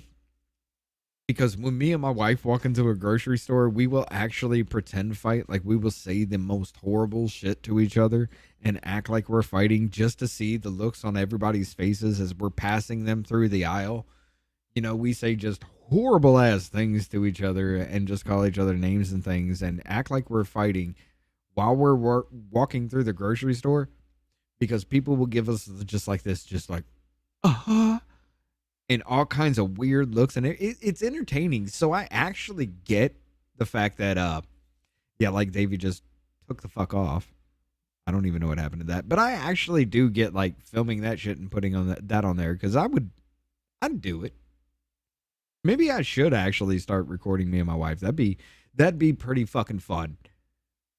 3 girls in my warehouse spent $900 on Disney passes, and it comes with blackout dates. Bro, No. Disney is atrocious. It's fucking atrocious. The fear of divorce for going to fucking Disney World for your family vacation. Yeah. Dude, have you ever looked into like going to Disney? I never cared. Dude, it is just to go to Disney. The Disney, by the way, Disney's garbage. The only reason why you go to Disney is Harry Potter or Star Wars, and that's it, right? And you can probably spend a whole day in those two. A park pass, I believe, is almost $200 per person per day. No. Sorry. Fuck that. I don't per care. person. That's just to get into the park, and that I'm not talking about like all. I think there's separate passes to get to Epcot, to Disney, and to Magic Kingdom. There's separate passes for 7 separate fucking sections of this park. Yeah, you have to pay to get in, and then you have to pay for the passes to get into the sections. Mind you, last time I went to Disney, I was drinking, so we did the whole. Yes, I'm near Orange County where Disney is located. The pass $180 doesn't cover parking. $180. Yeah, and that's just California Disney. That's not all the Disney. No, Disney World is fucking expensive as fuck. I never even looked into it because, like I said, I don't even fucking care. Like, I'm not going to. I have never spent money on Disney like that. Like, I've bought movies, I've gone to movies and things like that. That's as far as I've gone. I've never bought collectibles or anything like that. I've never, even if, like, I've always had a hatred for Disney because it's weird. Like, you remember that robot chicken skit? You don't like the Jews either? Well, was it Walt anti-Semitic? Yes, he was. He was very anti-Semitic. I would love to get the real Disney story, like the actual real story of how it like really came and how Walt really was. Because there's got to be some fucking, to think of all those little nooks and crannies of where you can't go and you don't see the people and you don't, the characters and they just vanish. And dude, it's got to be insane. Right. But I've always hated Disney because, like, you remember, I don't know if you remember this. Do you remember that robot chicken skit with Walt Disney going fucking apeshit over that Ilion kid that was supposed to be a refugee, but they were going to turn him away, and they were all making a sob story about him because the U.S. government. Yeah, the robot chicken skit where the dude literally just like transforms into a giant fucking head with robot spider legs crawling after this kid because he wants to eat him. And I was just like, I don't know why, but ever since then I've been like, fuck Disney. That's fucked up. Dude, only 2 people have ever died at Disney? I think there would be a lot more than that, though. 2. They take you off the premises and you're not considered dead until you're off the premises.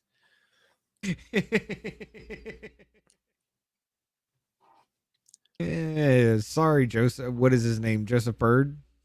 Joe Bird? David Bird? David Bird. There we go. Sorry, you're not the Grand Wizard. Dude, apparently it's Walt Disney. I can't wait till we get to the Rumble only section, dude. I mean, yesterday, me and Mama J took over for the hour I was on because yesterday's storm was fucking. Did I send you the pictures? No. Bro. It was. We had hail the size of about an inch, about the size of marbles. Right.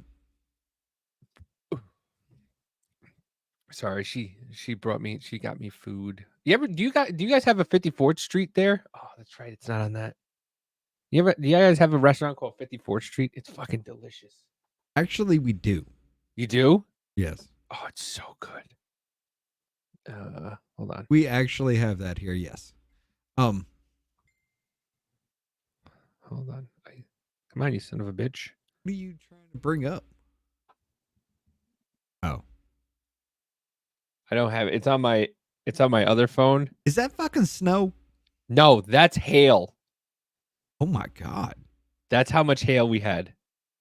Oh my God. What the fuck did you go through? A fucking tornado? Yeah. Well, that We explains almost it then. we almost got hit by a tornado. Look how big that is. Jesus Christ, you're talking about quarter size right there. Yeah. Yeah, I got have some massive never- ass hail damage going on then. I have never Oh, seen you've never been through that? So the first time I ever went through a tornado kind of warning, it wasn't like that. It was when I first got here. It was 3 months into being here. And there was no real like rain. It was just, we just saw that the clouds was going. Jesus Christ. Yeah. That was right by me. So the first time the clouds were just going and you kind of saw like rumbling. We started the show yesterday and it thundered for an hour and a half. Mm-hmm. Never in my life have I heard thunder for an hour and a half straight. I went outside and I took the and I started streaming from my phone and I was showing everybody. I never saw lightning fucking ping pong each other, just going back and forth. I was like, what the fuck is going on? And all I heard was I was like, I thought it was my neighbor's car because we have a neighbor that 7:30 every morning, like clockwork, his car starts every single day. So you know it's 7:30 in the morning. And I thought it was just his car just outside in the front just being on. Nope, that was thunder. I was like, holy shit. It was insane, dude. I've never seen anything like it. You have got to be around this area during Tornado Alley season. Shut up. He's so new. It's cute. And I get it. I understand why the Midwest dad sits at the garage door waiting with his beer. Because so I was taught that you have to watch the clouds. And if the clouds are going, back and forth, north to south, east to west, it's fine. When they come all and you start to see them all coming from every single direction, that's when you have to worry. And I couldn't see shit. All I saw, like I was outside and all of a sudden all you heard was and just started hailing out of nowhere. And it was like, yeah, that's how it happens. I was like, holy shit. It was insane. Never in my life have I been through anything like that. And I was kind of scared. I'm not going to lie. I was kind of fucking scared because dude, we get them like in our area right here. We get them every couple of years. One will land in my area, like within driving distance of me kind of situation. We actually had one time where in the area that I live, within an hour driving distance of where I lived, there was 11 fucking tornadoes that dropped down. In an hour fucking radius from where I was living, 11 fucking tornadoes dropped down in one day. Yeah. She was stuck in her car walking. Yeah, she wasn't even at her. She was so where she works. She was about a mile or two away from her job off site. They were fixing trucks off site. They were at a local amusement park, like a great adventure in their parking lot, because that's where they have their cars put. She was working there. She was working by steel during a fucking tornado possible.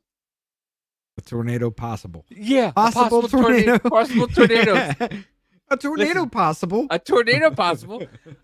Like, dude, like, do they not have any fucking brains? Yeah, guys, listen, what we're going to do is we're going to make you work on metal vehicles by conductors. So have fun, okay? And you're going to be working on batteries. So good luck with that. You guys out of your fucking minds? Apparently we are, yes. Dude, because we do that here. I was fucking livid. You have motherfuckers in bucket trucks fixing power lines while the shit's going on around here, all right? We live with no fear. Dude, and it happens all the time for us. I'm not a huge fan of unions. I'm not. But when it comes to things like that, and companies like not doing the right thing when it comes to that. That's what fucking pisses me off. That's what pisses me the fuck off, dude. Like you're standing by an entire park of conductors and you're like, hey, go fix these metal things. I mean, yeah, but I would also be like the ones who like to change those red lights on the top towers. You know, that they have those blinky lights that tell planes not to fly. I would love to be one of those motherfuckers because you literally like work 2-3 days out of the year and get paid damn near $100,000 to do that. But you're not doing it during a fucking tornado, are you? I mean, no. I mean, it could probably be just at the top of the tornado if that were a thing. Gotta fix God, this metal thing. go fix the metal thing. Dude, that's how fucking angry I am, man. I'm so like, and it wasn't even, the storm wasn't even, it was long, but it wasn't that long. I set my phone up to catch 15 minutes of lightning before the storm hit. And why?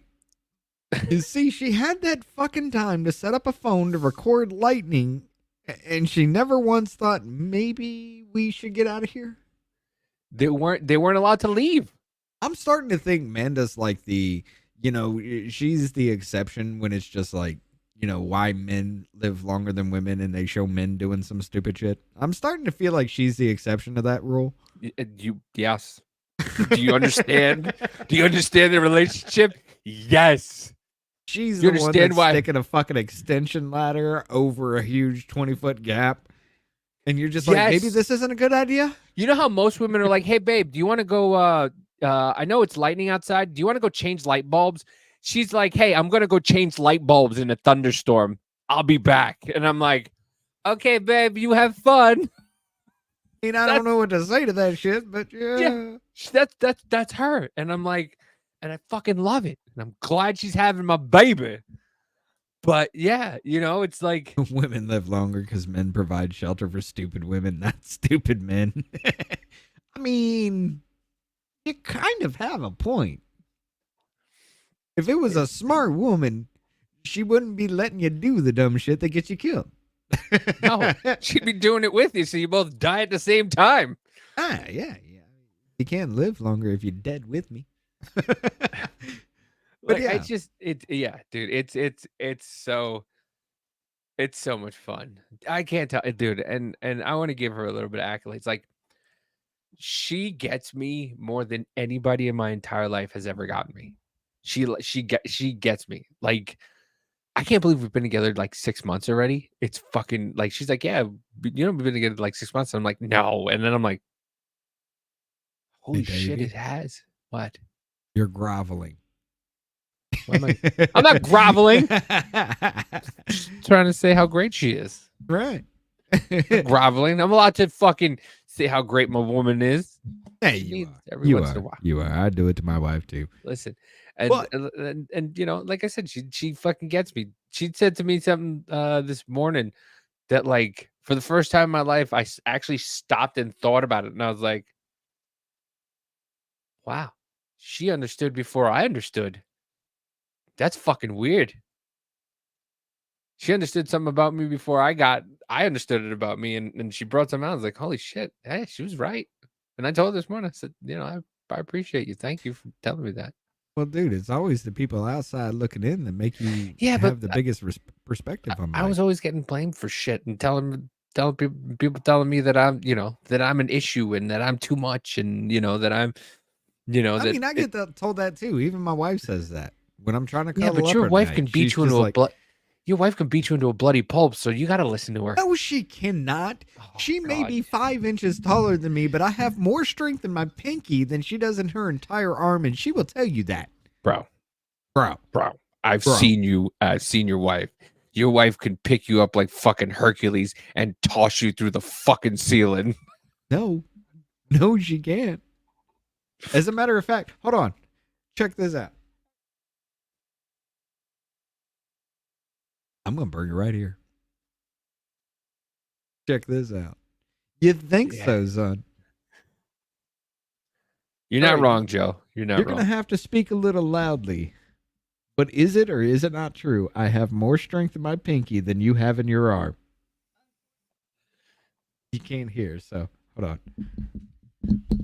Unfortunately. I have pulled her entire body with my pinky. Yes. But anyway. Listen, she helps a lot of people at the stores. I mean, look, 5'11"? Jesus Christ. All right, she's got some height on her. I need a step stool to give her a kiss. Fuck you. Uppies, no. uppies, uppies. That's when she looks down over her never mind. This anyway, is when Rich wants to cop a feel, he has to do this. There's a reason. All right. When the toes to toes, his nose is in it. But I will say this, while it is true that men do live longer than women, when this happens, I tend to disagree. Let's take a look at this real quick. Oh, boy.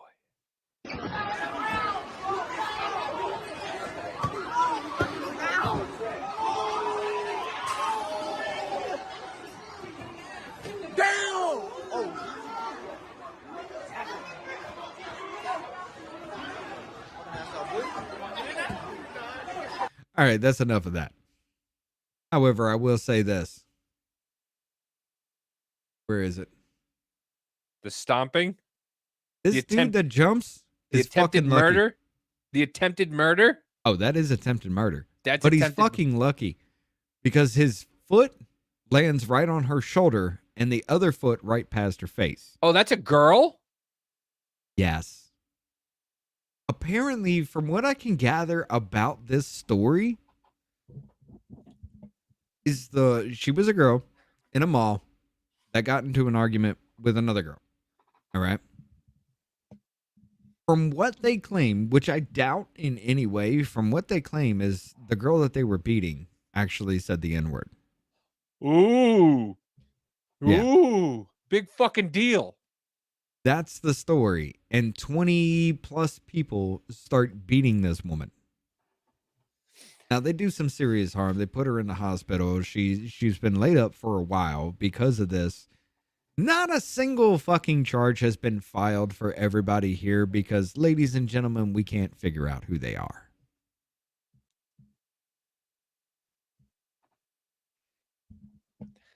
It gets even fucking worse, though, because, let's load up for round 2.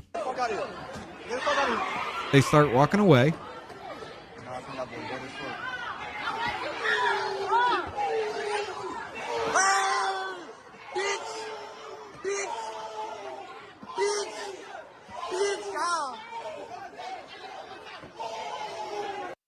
And nobody interfered at all. I think I'd be taking an ass whooping right alongside that woman. Meanwhile, all you hear on TikTok is how black women are so black women are so treated so badly and so poorly because they're considered aggressive. And you got Dude, motherfuckers for beating saying a people in the street. fucking word, this poor Not girl. even. She didn't say it. But even she though didn't say it, it was even made if the fuck she up. said it, even if she fucking said it, you got people going, you can't touch a certain ethnicity or certain, there's a genocide of trans people, but you have this going on. Yeah. It's like this, and it's not unnormal. It's not going to respond, but yes. I mean, I wasn't going to go that far with it, but what happened? I mean, no, I mean, we have to have this conversation, ladies and gentlemen. You want to push this shit forward. You want to get past this whole little racial. We have to have this conversation. There is a huge problem within the black community. Number one, of no self accountability in any way, shape, or form. Number two, this whole snitches get stitches shit. Y'all wonder why you commit 52% of the crime, yet you fill up our fucking prisons. I mean, come on. No. Take control of your damn self. Stop trying to rob the people because they got something you don't. Stop trying to say everybody's oppressing you because you're the ones keeping yourselves down with this shit. And if you fucking have the balls, for once, fight one-on-one. There's no reason for there to be a fucking gang of people beating up one motherfucker. And it's not like there's like some kind of ideology, y'all got to stick together. As soon as somebody starts throwing hands, it doesn't matter if you know that person or not. There's always got to be those motherfuckers that get involved because they just want to hit shit. Let's be honest, there's a fucking problem here. And don't get it twisted. If it was the other way around, I'd feel the same fucking way. Yes. If I saw 20 way. white men beating up a black woman, you goddamn right, I'm getting involved too. Yeah, I'm I'd want them sticking all straight the fucking fuck up with arrested. If they did anything like that, fucking bury them under the jail. I don't But give a I'll shit tell you what color you are. It that doesn't motherfucker fucking that matter. did that stomp, those two motherfuckers that did that stomp, I'd be throwing them off that fucking balcony because they're on the second floor. I'd be grabbing that motherfucker and throwing him off the balcony. You wanted to try to kill somebody? Yeah, I'm trying to kill you. Yeah. That's it. I'm ending that shit because I'm not going to have you grow up and put other people at risk and risk maybe even possibly my life when you grow up thinking that shit's fine and you can do whatever the fuck you want. Nope, because I'm going to be the one to end you. Whether it's in that moment or whether it's later on in life, I'm going to be the one to do it. Might as well get it over with early. I mean, if she tried to eat the black girl's baby, I'd see I'd see where they would do that. But no, the baby wouldn't even be born if that were the case. I mean, Margaret Sanger had the fucking right idea. You wanted to euthanize the fucking black people, but put abortions outside their communities. It was fucking perfect. And y'all fell for it, hook, line, and sinker with that shit. But anyway, that's a different story. It's just the idea but that's modern day society. It's okay not to bully somebody, or it's okay not to tease somebody, or it's okay not to say something to somebody. Dude, that happens across the fucking country. It doesn't matter where you're from. It's a thing. That's what we're saying. This is a problem. This is something that needs to be addressed. Yeah. And it's okay until one person does something that they fuck up, and then you can have an entire mob of people gang up on that person. An entire fucking mob of people. Going back to the next Benedict thing. Absolutely to what? The next Benedict thing. She threw the fucking water. Yeah, I know. But you started the fucking fight. But you had, and then you had people going off. I don't even know what it was. Yeah, I don't. Then you had people going off, and they're like, these 3 girls have to be charged with murder. They were trying to get 16-year-old girls charged with murder for a girl who accidentally unalived herself. Yep. All because of a fight that person started.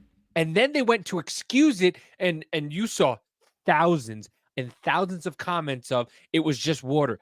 It doesn't fucking matter. The law is, and if you watch the police thing, that is actually assault. If you watch even the if police, it's water, it's still assault. If you watch the police body cam footage, you saw the cop trying to handle it with kid gloves. He was going, well, listen, I don't want to tell you this, and I hate to be the bearer of bad news, but technically, if you threw the water first, I mean, I'm sorry, but I just, technically, it's assault. Hold on. Yeah, it's assault, and you technically assaulted first, so they in turn can file charges on you. So I don't know if you really want to file charges. And everybody ran with, well, they were trying to say they were the victims, and they weren't, and they were trying to go after these 3 other girls when she started. It doesn't matter. Remember back in what was it, 2020, 2018, 2020, when they were throwing milkshakes at people and it turned into concrete? They were throwing concrete at people. It doesn't fucking matter if it's water. Even if you spit on somebody, it's considered assault. You're the first one who started it. You instigated it. You assaulted somebody. It doesn't matter. But no, you had predominant people going after 3 16-year-old girls for fighting, and they wanted them charged with fucking murder. when it Well- wasn't even anything that they did.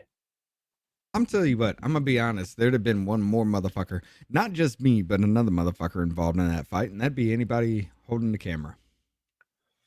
I'm sorry, you're gonna sit there and record that shit instead of helping, and you're gonna sit there and cry. Ooh, wow, ooh. No, you're egging that shit on. You're part of the problem, not the solution. You get it too. But it's everybody who holds a camera during those situations. And everybody who holds the camera gets swung on. Yeah. I'm sorry. You want to change it? Fine. The innocent bystander that's sitting around letting it happen needs to get involved too. Because if their ass is on the line when somebody gets jumped like that, if their ass is on the line for even being around, they'll either stop it or they'll get the fuck away, and they won't record it to put it on social media for likes and clicks while somebody gets beat to death. But the thing is also, in something like that, even a security guard can't stop that. One security guard, no. But not even people around them would have to fucking stop it. Like, but that's the thing. But nobody wants to get. Nobody wants to get in trouble. I'm not getting involved. I don't want to do this. And then when it happens, Leroy Jenkins. I mean, you go in there swinging with some shit, and hey, this white person beat up a couple of kids with a stick. Yeah, motherfucker, they were trying to stomp another girl's fucking head in. Well, did you see that video of the old man that pushed the black lady, and everybody, the internet was going after the black the guy, the old guy. Uh-huh. No, she pushed. Yeah, he pushed her.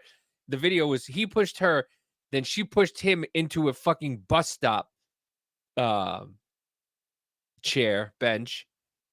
But the whole video, she assaulted him first. Uh-huh. But they didn't show the whole video. They just showed him pushing her, and then she pushed him back, and she's like, "Yeah, you never fucking touch a black woman. You never touch a black woman." And then it turns out, after everybody's trying to go for him, it turns out that she assaulted him first. And of course, that doesn't get news or headlines at all. You remember the brick lady? Which one? That one that supposedly got hit with a brick? Oh, yeah. That was, yeah. Yeah, I mean, that turned out to be a whole bunch of bullshit, too. Yeah.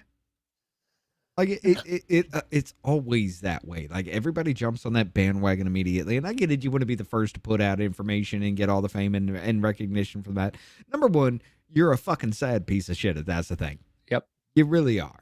Because you're trying to make name recognition and profit off of what? Somebody getting their fucking head stomped on? If it leads, it bleeds, my friend. If it leads, it bleeds. Well, that motherfucker needs to be strung out in the fucking streets too. I'm gonna keep it light. Well, I was saying with the next Benedict thing, like, remember what was it, 2018, where they were milkshaking people? Oh yeah. And then the milkshaking turned into concreting. Uh-huh. Where they were throwing concrete at people. Uh-huh. Like it went from milkshakes being thrown to cups of concrete. And urine. Oh, that was frozen urine. Yeah. The frozen water bottles, frozen urine, actual urine in bottles to explode. Yeah. I mean, that was that happened during the Summer of Love too. Oh my God, yeah, there was. Oh my God. So everyone got angry because security didn't do anything, and I'm shocked that nobody realizes that the security is just another pair of eyes for the comp. Yeah, for the company. Because they can't do anything else, they would have got fired. Yeah. There was a fucking weave taken off, I heard. Dude, the way she described it to me, I was like, it was a bad. I mean, situation. I'm sorry though. I don't give a shit if I'm paying for you to run security at my fucking place, and you sit there and watch that to just be like, in court, this happened. I'm sorry. I'm not fucking paying you. If you want to be in a position of authority like that, you actually have to put your ass on the line. I don't want people being hurt in my fucking place of business because somebody called somebody a bitch and weave gets snatched off somebody's fucking head or some shit like that. No, that's not going to happen in my business. And if you ain't going to sit there and step in to make sure that don't happen, well, not only am I actually going to fire you, I am actually going to make sure that you have no job in security or police ever, because you're not going to do what the fuck you signed up to do. Fuck you and everything about you. Get the fuck out. Anyway, I'm sorry. I have a problem with that. We are paying, like, our police force. I know we don't pay them enough for their job. I get you. I understand. You put your lives on the line every damn day for as much money as I am pulling fucking cables. Right on. I understand. We should fucking pay you more. However, when you decided to be an officer, you knew full fucking well that there are people out there that are going to want to end you. You know full fucking well you're going to have to run into the face of fucking danger. You can't have a hot head with that. I couldn't be a police officer because I'd probably wind up shooting motherfuckers. I'm not going to lie. I'd just be like, all right, I'm fucking done with this. And then I'm facing prison time. I couldn't be a police officer. I understand that. I get you. And like I said, we should pay them more, but I don't want you on the police force if you ain't going to run in to try to save somebody's life and put your own ass on the line. Yeah, I get it. 60, 70,000 a year ain't it for you. Then why the fuck are you in that job? Because it's not about the money versus the life. Being a police officer is an ideology. It is a way of life. And honestly, the only people I feel who have that way of life are the motherfuckers who go into the military. And I'm not talking about like the woke military we have now. I'm talking about like the old military from back in the day. Like those motherfuckers felt that call. They knew full well that they were throwing their lives into some shit. And it's those people we need on the police force, not these little pansy-ass little Paul Blart Mall cop bullshit. But yeah, it just bothers me the fact that, you know, we do have to have this conversation, ladies and gentlemen. We really fucking do. Like, we brought it up before. 6% of the black community creates 52% of all violent crime, which is what you just saw in that video. And yet you're going to sit there and try to say it's racist to say that kind of thing. Now, there is a problem. There is an animosity problem in the black community. And it has nothing to do with the white people. You know what they're arguing about on TikTok in the black community? Whether or not white women could wear box braids. See, this is what I'm fucking talking about. Instead of talking about how y'all motherfuckers literally have glorified breaking the law, going to prison, you know, being that worthless piece of shit of society and everything like that. You're talking about, can white people wear braids?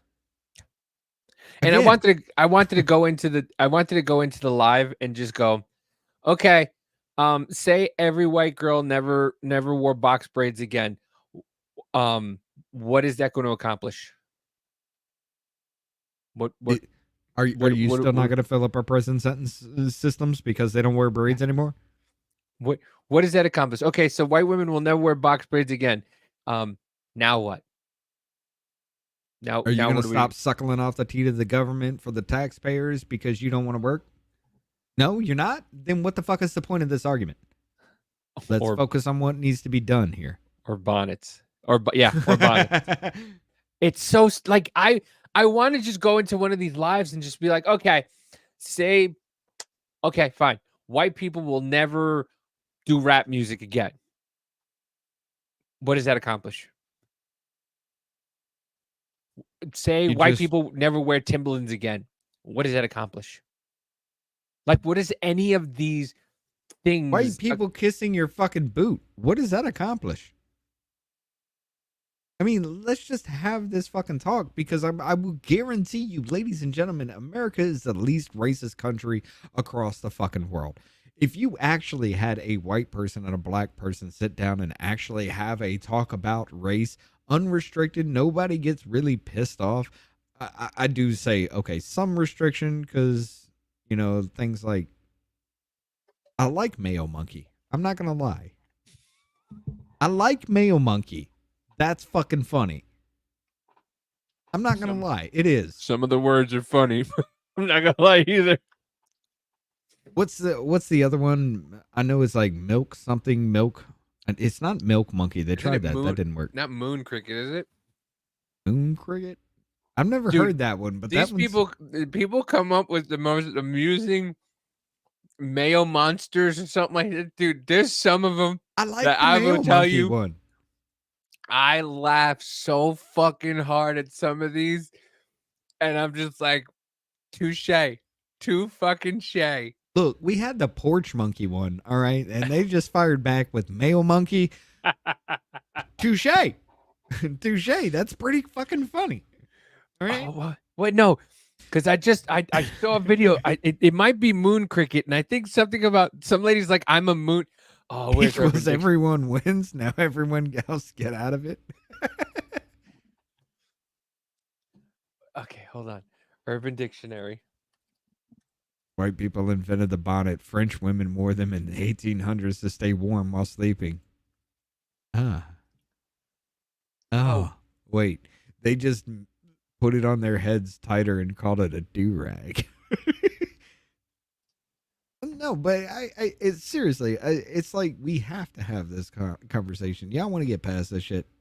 The only way we can actually fucking do that is we sit down and be like, white people are colonizers. Bitch, white people were slaves first. What do you mean? Oh, you don't know about that? Well, let me tell you about what the word slave is. It comes from the Slavic region. The Slavic region was all white people. The word originated from white people. You want to talk about the Atlantic slave trade? Let's get into yours. Let's talk about how your people were warring with each other and then took the prisoners and sold them off to the white man. Let's have that conversation, because the white man, the white man was the end all be all of the devil's trade. I get you. Cool. Fine. But would there be a demand if there wasn't a supply? You want to go back that far, but we can go back further, because white people were the first recorded slaves in history, ladies and gentlemen. And that is a fact. That's where it came from, Slavics. Yes.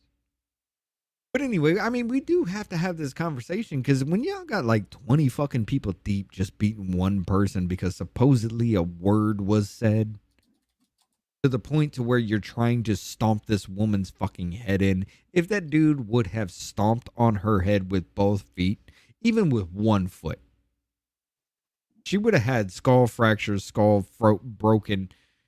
Her head could have even fucking popped. And all because of a word that supposedly was said, but it never was? Come on. What are you looking up here? I'm trying to look at moon cricket. It says derogatory term for colored people, basically the same as the N-word. Dude, look at those moon crickets in the back alley playing dice. I just drooled. I just fucking drooled. What the fuck? First of all, what is a moon cricket? It's apparently it's the same as the N-word. But the fucking sentence. I don't put two and two together with it. I don't either. The moon is white. I don't get it. Are you trying to say they get loud as shit at night? I don't know, but the sentence in the back alley playing dice. I don't understand. But no, it's I need to find out what the I fuck love they mean Urban by Dictionary. Where did that come from? I have no idea. It doesn't tell you. It doesn't tell you what. I gotta look into that. That's got my attention now. What the fuck is a moon cricket? But anyway, I mean, it is things like that causes a problem. You know, if left unchecked, it needs to be a thing. However, y'all want to stop this racial shit, we need to have that conversation. We really do, because this is an issue. I'm not going to say never. I seldom ever see a whole bunch of, I will say Mexicans will do it, but you don't see Asians doing it. You don't see white people doing it. You don't see Native Americans doing it. You don't see any other ethnicity just gang up and start hitting people for no reason whatsoever. You're not involved. You don't even know what's going on, and yet you still get involved in that just because you want to be violent. We need to have that conversation. Wet dog. I'm on a fucking... Dude, what the fuck? What are you looking up? It's... You just come in, I say all that, and you're just like, mayo dog. packet, weeaboo, yuppie, yogurt, YTT, or WTT, wound. Oh, we're wounds now. A wound is a slur. A wound is a slur used to describe white people in a derogatory way, used when Native Americans and blacks describe whites whom they had seen as hurting them many times in present past represents an ongoing, unhealed, open wound.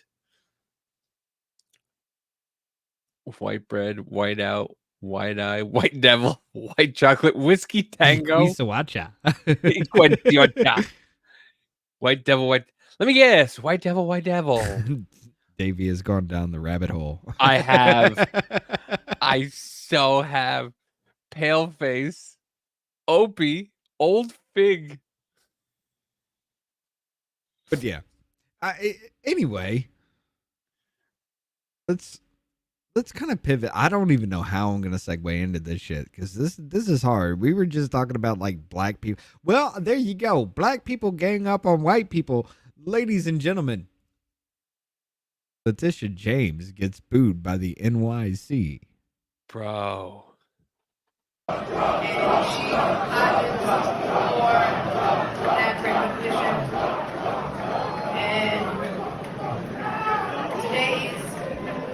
we are making history, swearing in our first African-American woman chaplain of FDNY.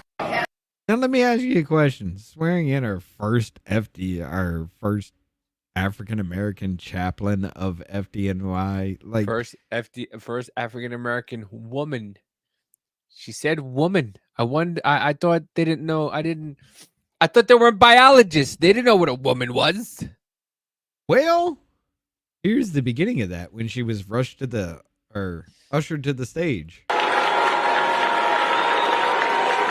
I will say this. You want to talk about my wife being huge? Jesus fucking Christ. She looks like Michael goddamn Jordan up there. Listen, muffin top Michael Jordan. Don't fucking disgrace. I saw a video of they were, you know how people call LeBron James the GOAT?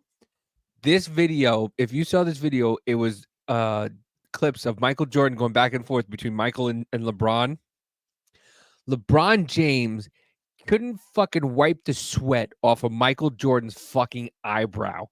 Michael Jordan is the greatest basketball player. He's like 7'2", of all times. LeBron James, yeah, but no, I'm not. I'm talking about Michael Jordan. No, Jordan was like 6'7", 6'8". He wasn't that tall. He was a forward. He was a smaller dude. Who was it? Manute Bull. I remember some dude just being like, no, that was that Chow dude. That was that Cheng dude. That was that Asian. He's like the tallest man on earth playing basketball. Oh, Yao Ming? Yao Ming. Yeah, that's it. Okay. No, never you know mind. who she looks like? She looks like fucking Charles Barkley. That's who she fucking looks like. Charles Barkley threw on a weave. A wig? Yeah. No, terrible. Yeah, I guess it would be a wig because weave you actually have to weave into your hair. But Let me tell you, the white women, stay away from the white women in Cleveland. Stay away. The white women in Cleveland are just ugly. They're just ugly. Well, I mean, Charles he's Barkley's not wrong, though. Charles Barkley's a fucking man, and we just found out Charles Barkley has cancer today. That is going to be a sad day when Charles Barkley passes away. Because how does Charles Barkley, how does Magic Johnson outlive Charles Barkley? What the fuck? I mean, Magic Johnson has AIDS, so yeah, that doesn't make sense. OJ. Oh, look. Let's not get into that. That's a rabbit hole. Hello, Twitter world.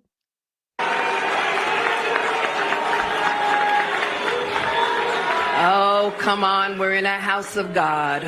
If we were in a house of God, you would be in flames. Notice, ladies and gentlemen, One eye is looking dead the fuck on the right way, and the other eye is looking at the balcony above her. First, simmer down. I want to thank Commissioner Kavanaugh and Chief Hodgins for that recognition. So she gets booed. They heckle her like fuck, screaming Trump because of Laticia James, ladies and gentlemen, was the prosecutor in the Trump fraud trial, and nobody's happy about that. So she gets heckled like a motherfucker, and then all of a sudden, I do have this on the archive site. FDNY looking into staff who booed New York AG Laticia James, cheered for Trump at ceremony. Trump was hit with a $350 billion penalty at the high-profile fraud case brought by James. Ladies and gentlemen, need I fucking remind you, the man had a summary judgment of guilty against him. He never had a trial to even prove innocence. They just said, hey, you're guilty. Come the fuck in. Now we need to find out how much you owe.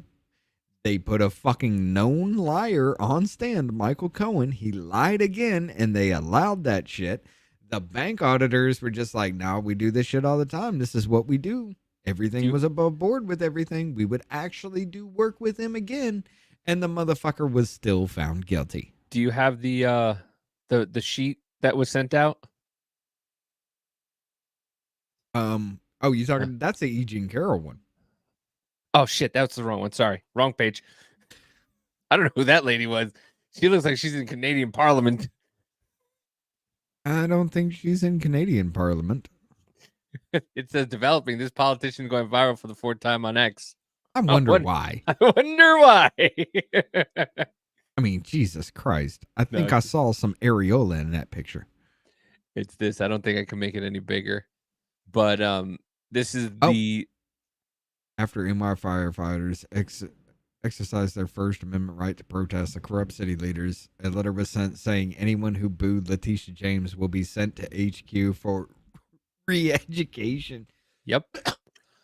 So it says, I'm here to address the behavior of the firefighters that attended Thursday's promotion. The behavior we saw and heard was grossly inappropriate. Protesting, heckling, and booing anyone at a ceremony is simply unacceptable. Mind you, these all have fucking, what is that? Like, Cliff Note dots on the side. So whoever wrote this is dumb to begin with. This was a promotion ceremony in honor members who made sacrifices and worked hard to achieve this day. They had close family and friends there to celebrate with them. Who fucking cares? Absolutely. No one should have been subject to what happened based on their political beliefs of some members. Some? It was disrespectful to the speakers, to the promoted members, and their families. This was not a political event, and Laticia James was not there to give a political speech. She was there to support her friend and new chaplain, Paula Holmes. Paula invited her friend to attend the ceremony. You're stupid, Paula. Members have the right to their political beliefs, but you do not have a right to make a job-related ceremony political in nature. No, it's not grounds for a First Amendment violation for that. When you're not on duty, because from what I heard, the people who were chanting and booing were not on duty. Feel free. You have feel however you want to about politicians. Vote, protest. Sounds like what they did. That's your right, but don't do it on the job's time, on other members' time, or their family's time. Do it on your own time. Seems like they were there on their own time. Right. Our actions at the promotion damaged the relationship with the Attorney General and the Christian Culture Center. We may lose the venue now. Oh, boo-hoo. Hey, do you remember when there was a funeral for a police officer that had been killed and the FDN and NYPD turned their back on Bill de Blasio? Oh, I remember that 100%. Oh, okay. Yeah. So that was okay. Politics aside, the Attorney General is a friend of the UFA and the UFOA and a supporter of our department. She has come to the hospital on more than one occasion to support us when one of our members is seriously injured or dies. These actions reflected very poorly upon us and diminished the dignity of the occasion. Instead of news reports talking about the accomplishments of our members, I don't think I've ever heard anybody from the FDNY about anybody from the FDNY's promotion. It's talked about politics and our behavior. Everyone must be better. Do the right thing. Even if you aren't one of those acting poorly, if you see a fellow firefighter act in this manner, stop it. If you see something, say something. Your neighbor leaves because of the lockdowns, call the police. Yeah. Wait a minute. Wasn't Germany like that under a certain mini mustache? Yeah. Act in a manner befitting to the uniform that you wear. Nothing less should be tolerated. Next steps. Have a DC visit every firehouse that had a member promoted. Relay bullet point message. That's what that was, bullet points.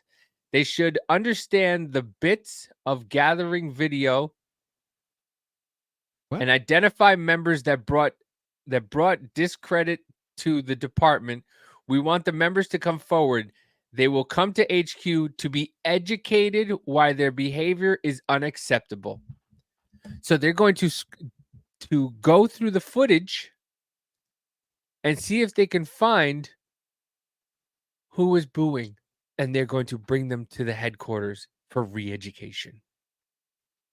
Well, that sounds about right. But ladies and gentlemen, don't worry. Because FDNY spokesman, let me go to this one right here.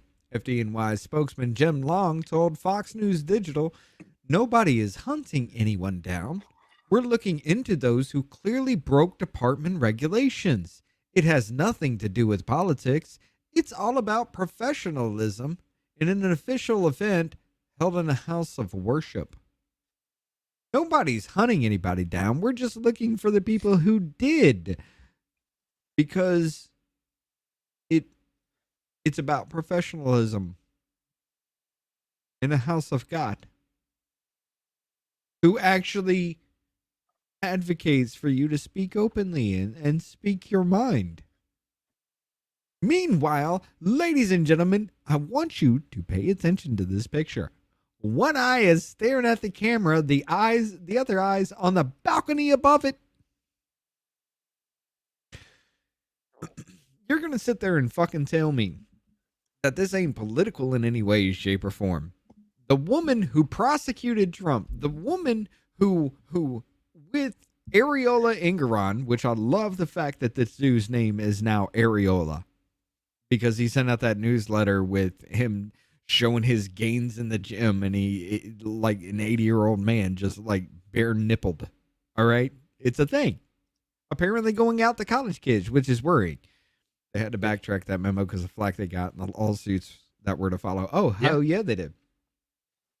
But you're going to sit there and tell me a woman who literally railroaded a former fucking president to try to steal money from him for the fucking city. Meanwhile, I still want Trump to say, okay, fine. I defrauded the fucking state by inflating my assets. I paid fucking property taxes on said assets. You want to put my asset at that? I need back pay for every damn bit of fucking property taxes I paid on that inflated fucking price. Mm-hmm. If not, New York City stole money from me, and New York City is going on the fucking chopping block. All he has to fucking do, and it'll be null and fucking void, I guarantee you, because he's paid more property taxes than these motherfuckers have ever paid for the immigrants in their fucking city. That would ruin New York City. If he were to pull that fucking card and say, give me my property taxes that I paid back, New York City would crumble. Dude, I'm still baffled by when the other day when we reported that New York was taking $52 million. And we did it for, what was it, 500 families? They were getting like $1,000 each. And it was like, wait a minute, that's only like $100,000 or a couple $100,000. Where's the rest of the 50-something million dollars going? It's let's take a page from Hillary Clinton's book. All that was administrative fees and credit card fees. So the rest of that money that's missing, yeah, that's to make sure that very little of it gets out to the people. That's how that played the fuck out. But you're going to sit there and tell me this ain't political at all. The woman who literally ran on prosecuting Trump, the woman who railroaded this motherfucker into a court system where there ain't no damn way in hell he's going to get any kind of fair trial whatsoever. And you're going to say that people that booed you and started chanting Trump, like this isn't political? Just because you say something doesn't make it true. Is that the case? Ladies and gentlemen, the sky is fucking purple now. And if you don't believe it's purple, we need to throw you in re-education camps. That's exactly what this story's about. Not about the sky being purple, but about you believing what the fuck we want you to believe. And if you don't, well, this to the re-education camps for you. If you're lucky, we might just throw you in prison or just straight up kill you, as they've done with other people that don't believe their bullshit. Yeah. Let's see. This is the greatest show. Also, they brought up this is the person that they were trying to honor in that whole thing. Meet Laura Kavanaugh, the first commander of the New York City Fire Department, and the woman who started the investigation into the firefighters who booed Laticia James and chanted for Trump. She was appointed by Mayor Eric Adams, who literally said, "Hey, this migrant thing is gonna destroy this city. Oh shit, the FBI is raiding me because somehow the country of Turkey got me elected as the mayor of New York City." Yeah, we believe that. And then all of a sudden, the motherfucker's like, "I love the migrants. $52 million program going to 500 people getting $1,000 a month." Wait a minute, that doesn't add up. Where's the rest of the money? Administrative fees. You ain't sitting there telling me that these motherfuckers ain't laundering your fucking money. I could understand maybe 10% of the $52 million that they're giving being administrative fees, maybe 52%. Or, I'm sorry, maybe 10% being administrative fees, and the rest actually going out to fucking people. I could understand that. I would be okay with that. But you're going to sit there and tell me a couple $100,000 out of a $52 million fucking package, $100,000 is given away to people, and the rest is administrative fees. No. That's a lot of administration. That's a lot of money laundering. But anyway, she was appointed by Mayor Eric Adams and has never been a firefighter herself. Wait a minute, red flag. She's worked on many political campaigns for Democrats and even oversaw the complete diversification of the FDNY. Her office has made it clear that anyone who was involved in booing James will be educated on proper conduct. Why is a woman who has never served as a firefighter serving as the commander? Does anybody remember Nina Jankowicz? Who? Oh, you don't remember her? She was supposed to be the head of the Disinformation Governance Board. Oh, that lady. Nina Jankowicz was the head of Ukrainian propaganda.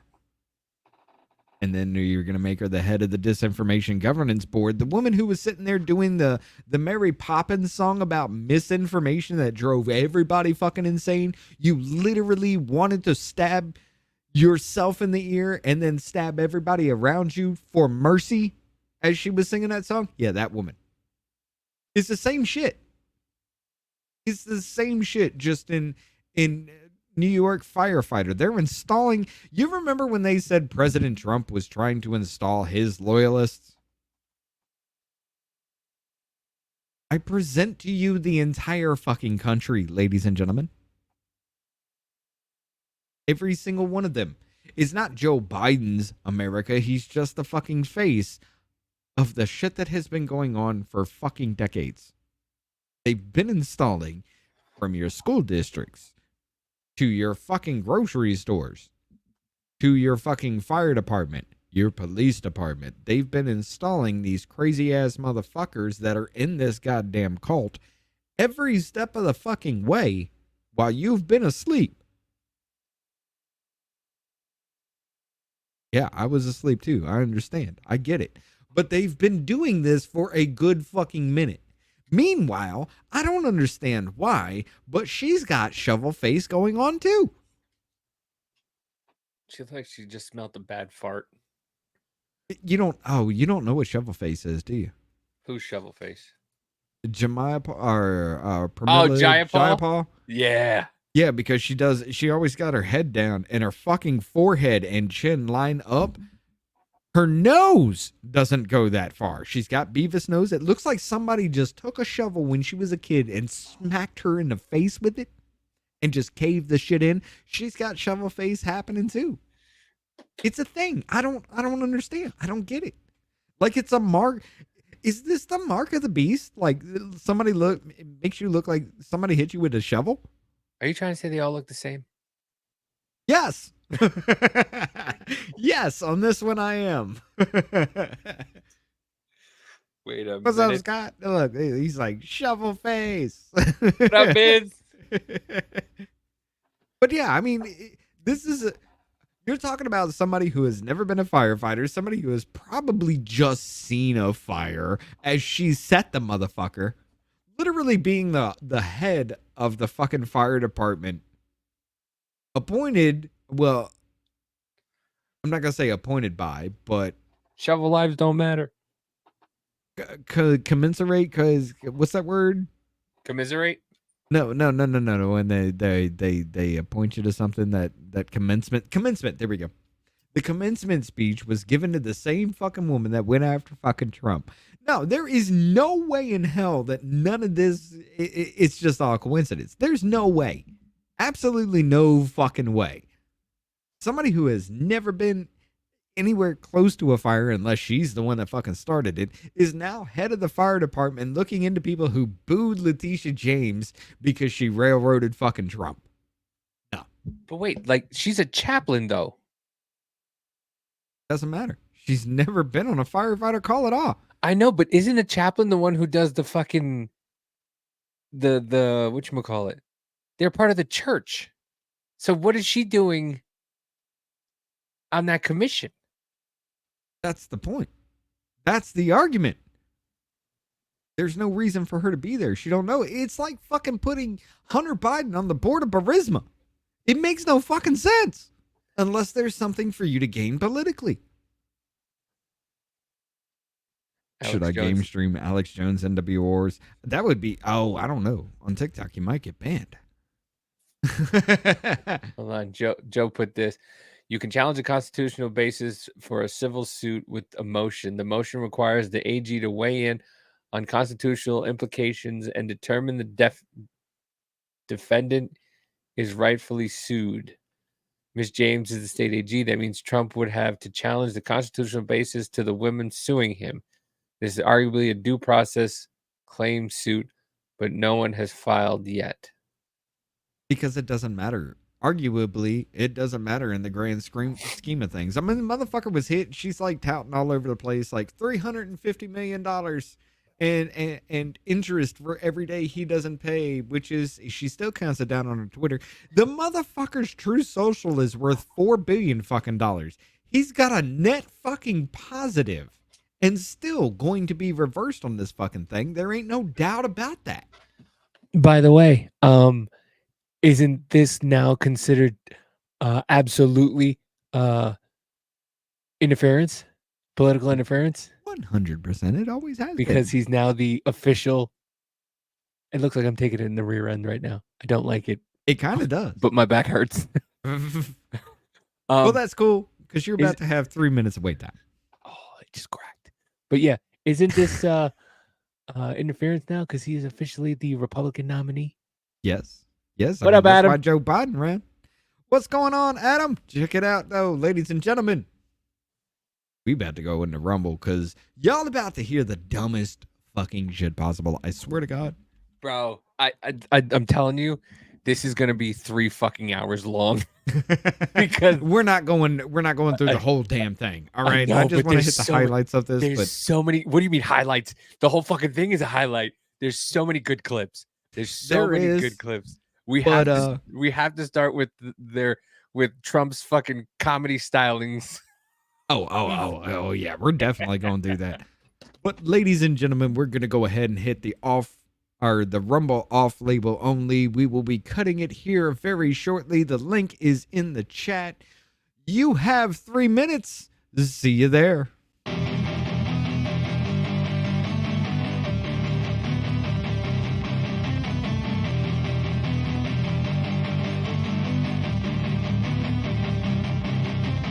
Ladies and gentlemen, the mainstream narrative has become cancerous to society. Currently, there is no known cure, but doses of other treatments have shown some promising results. Off-label use has been authorized.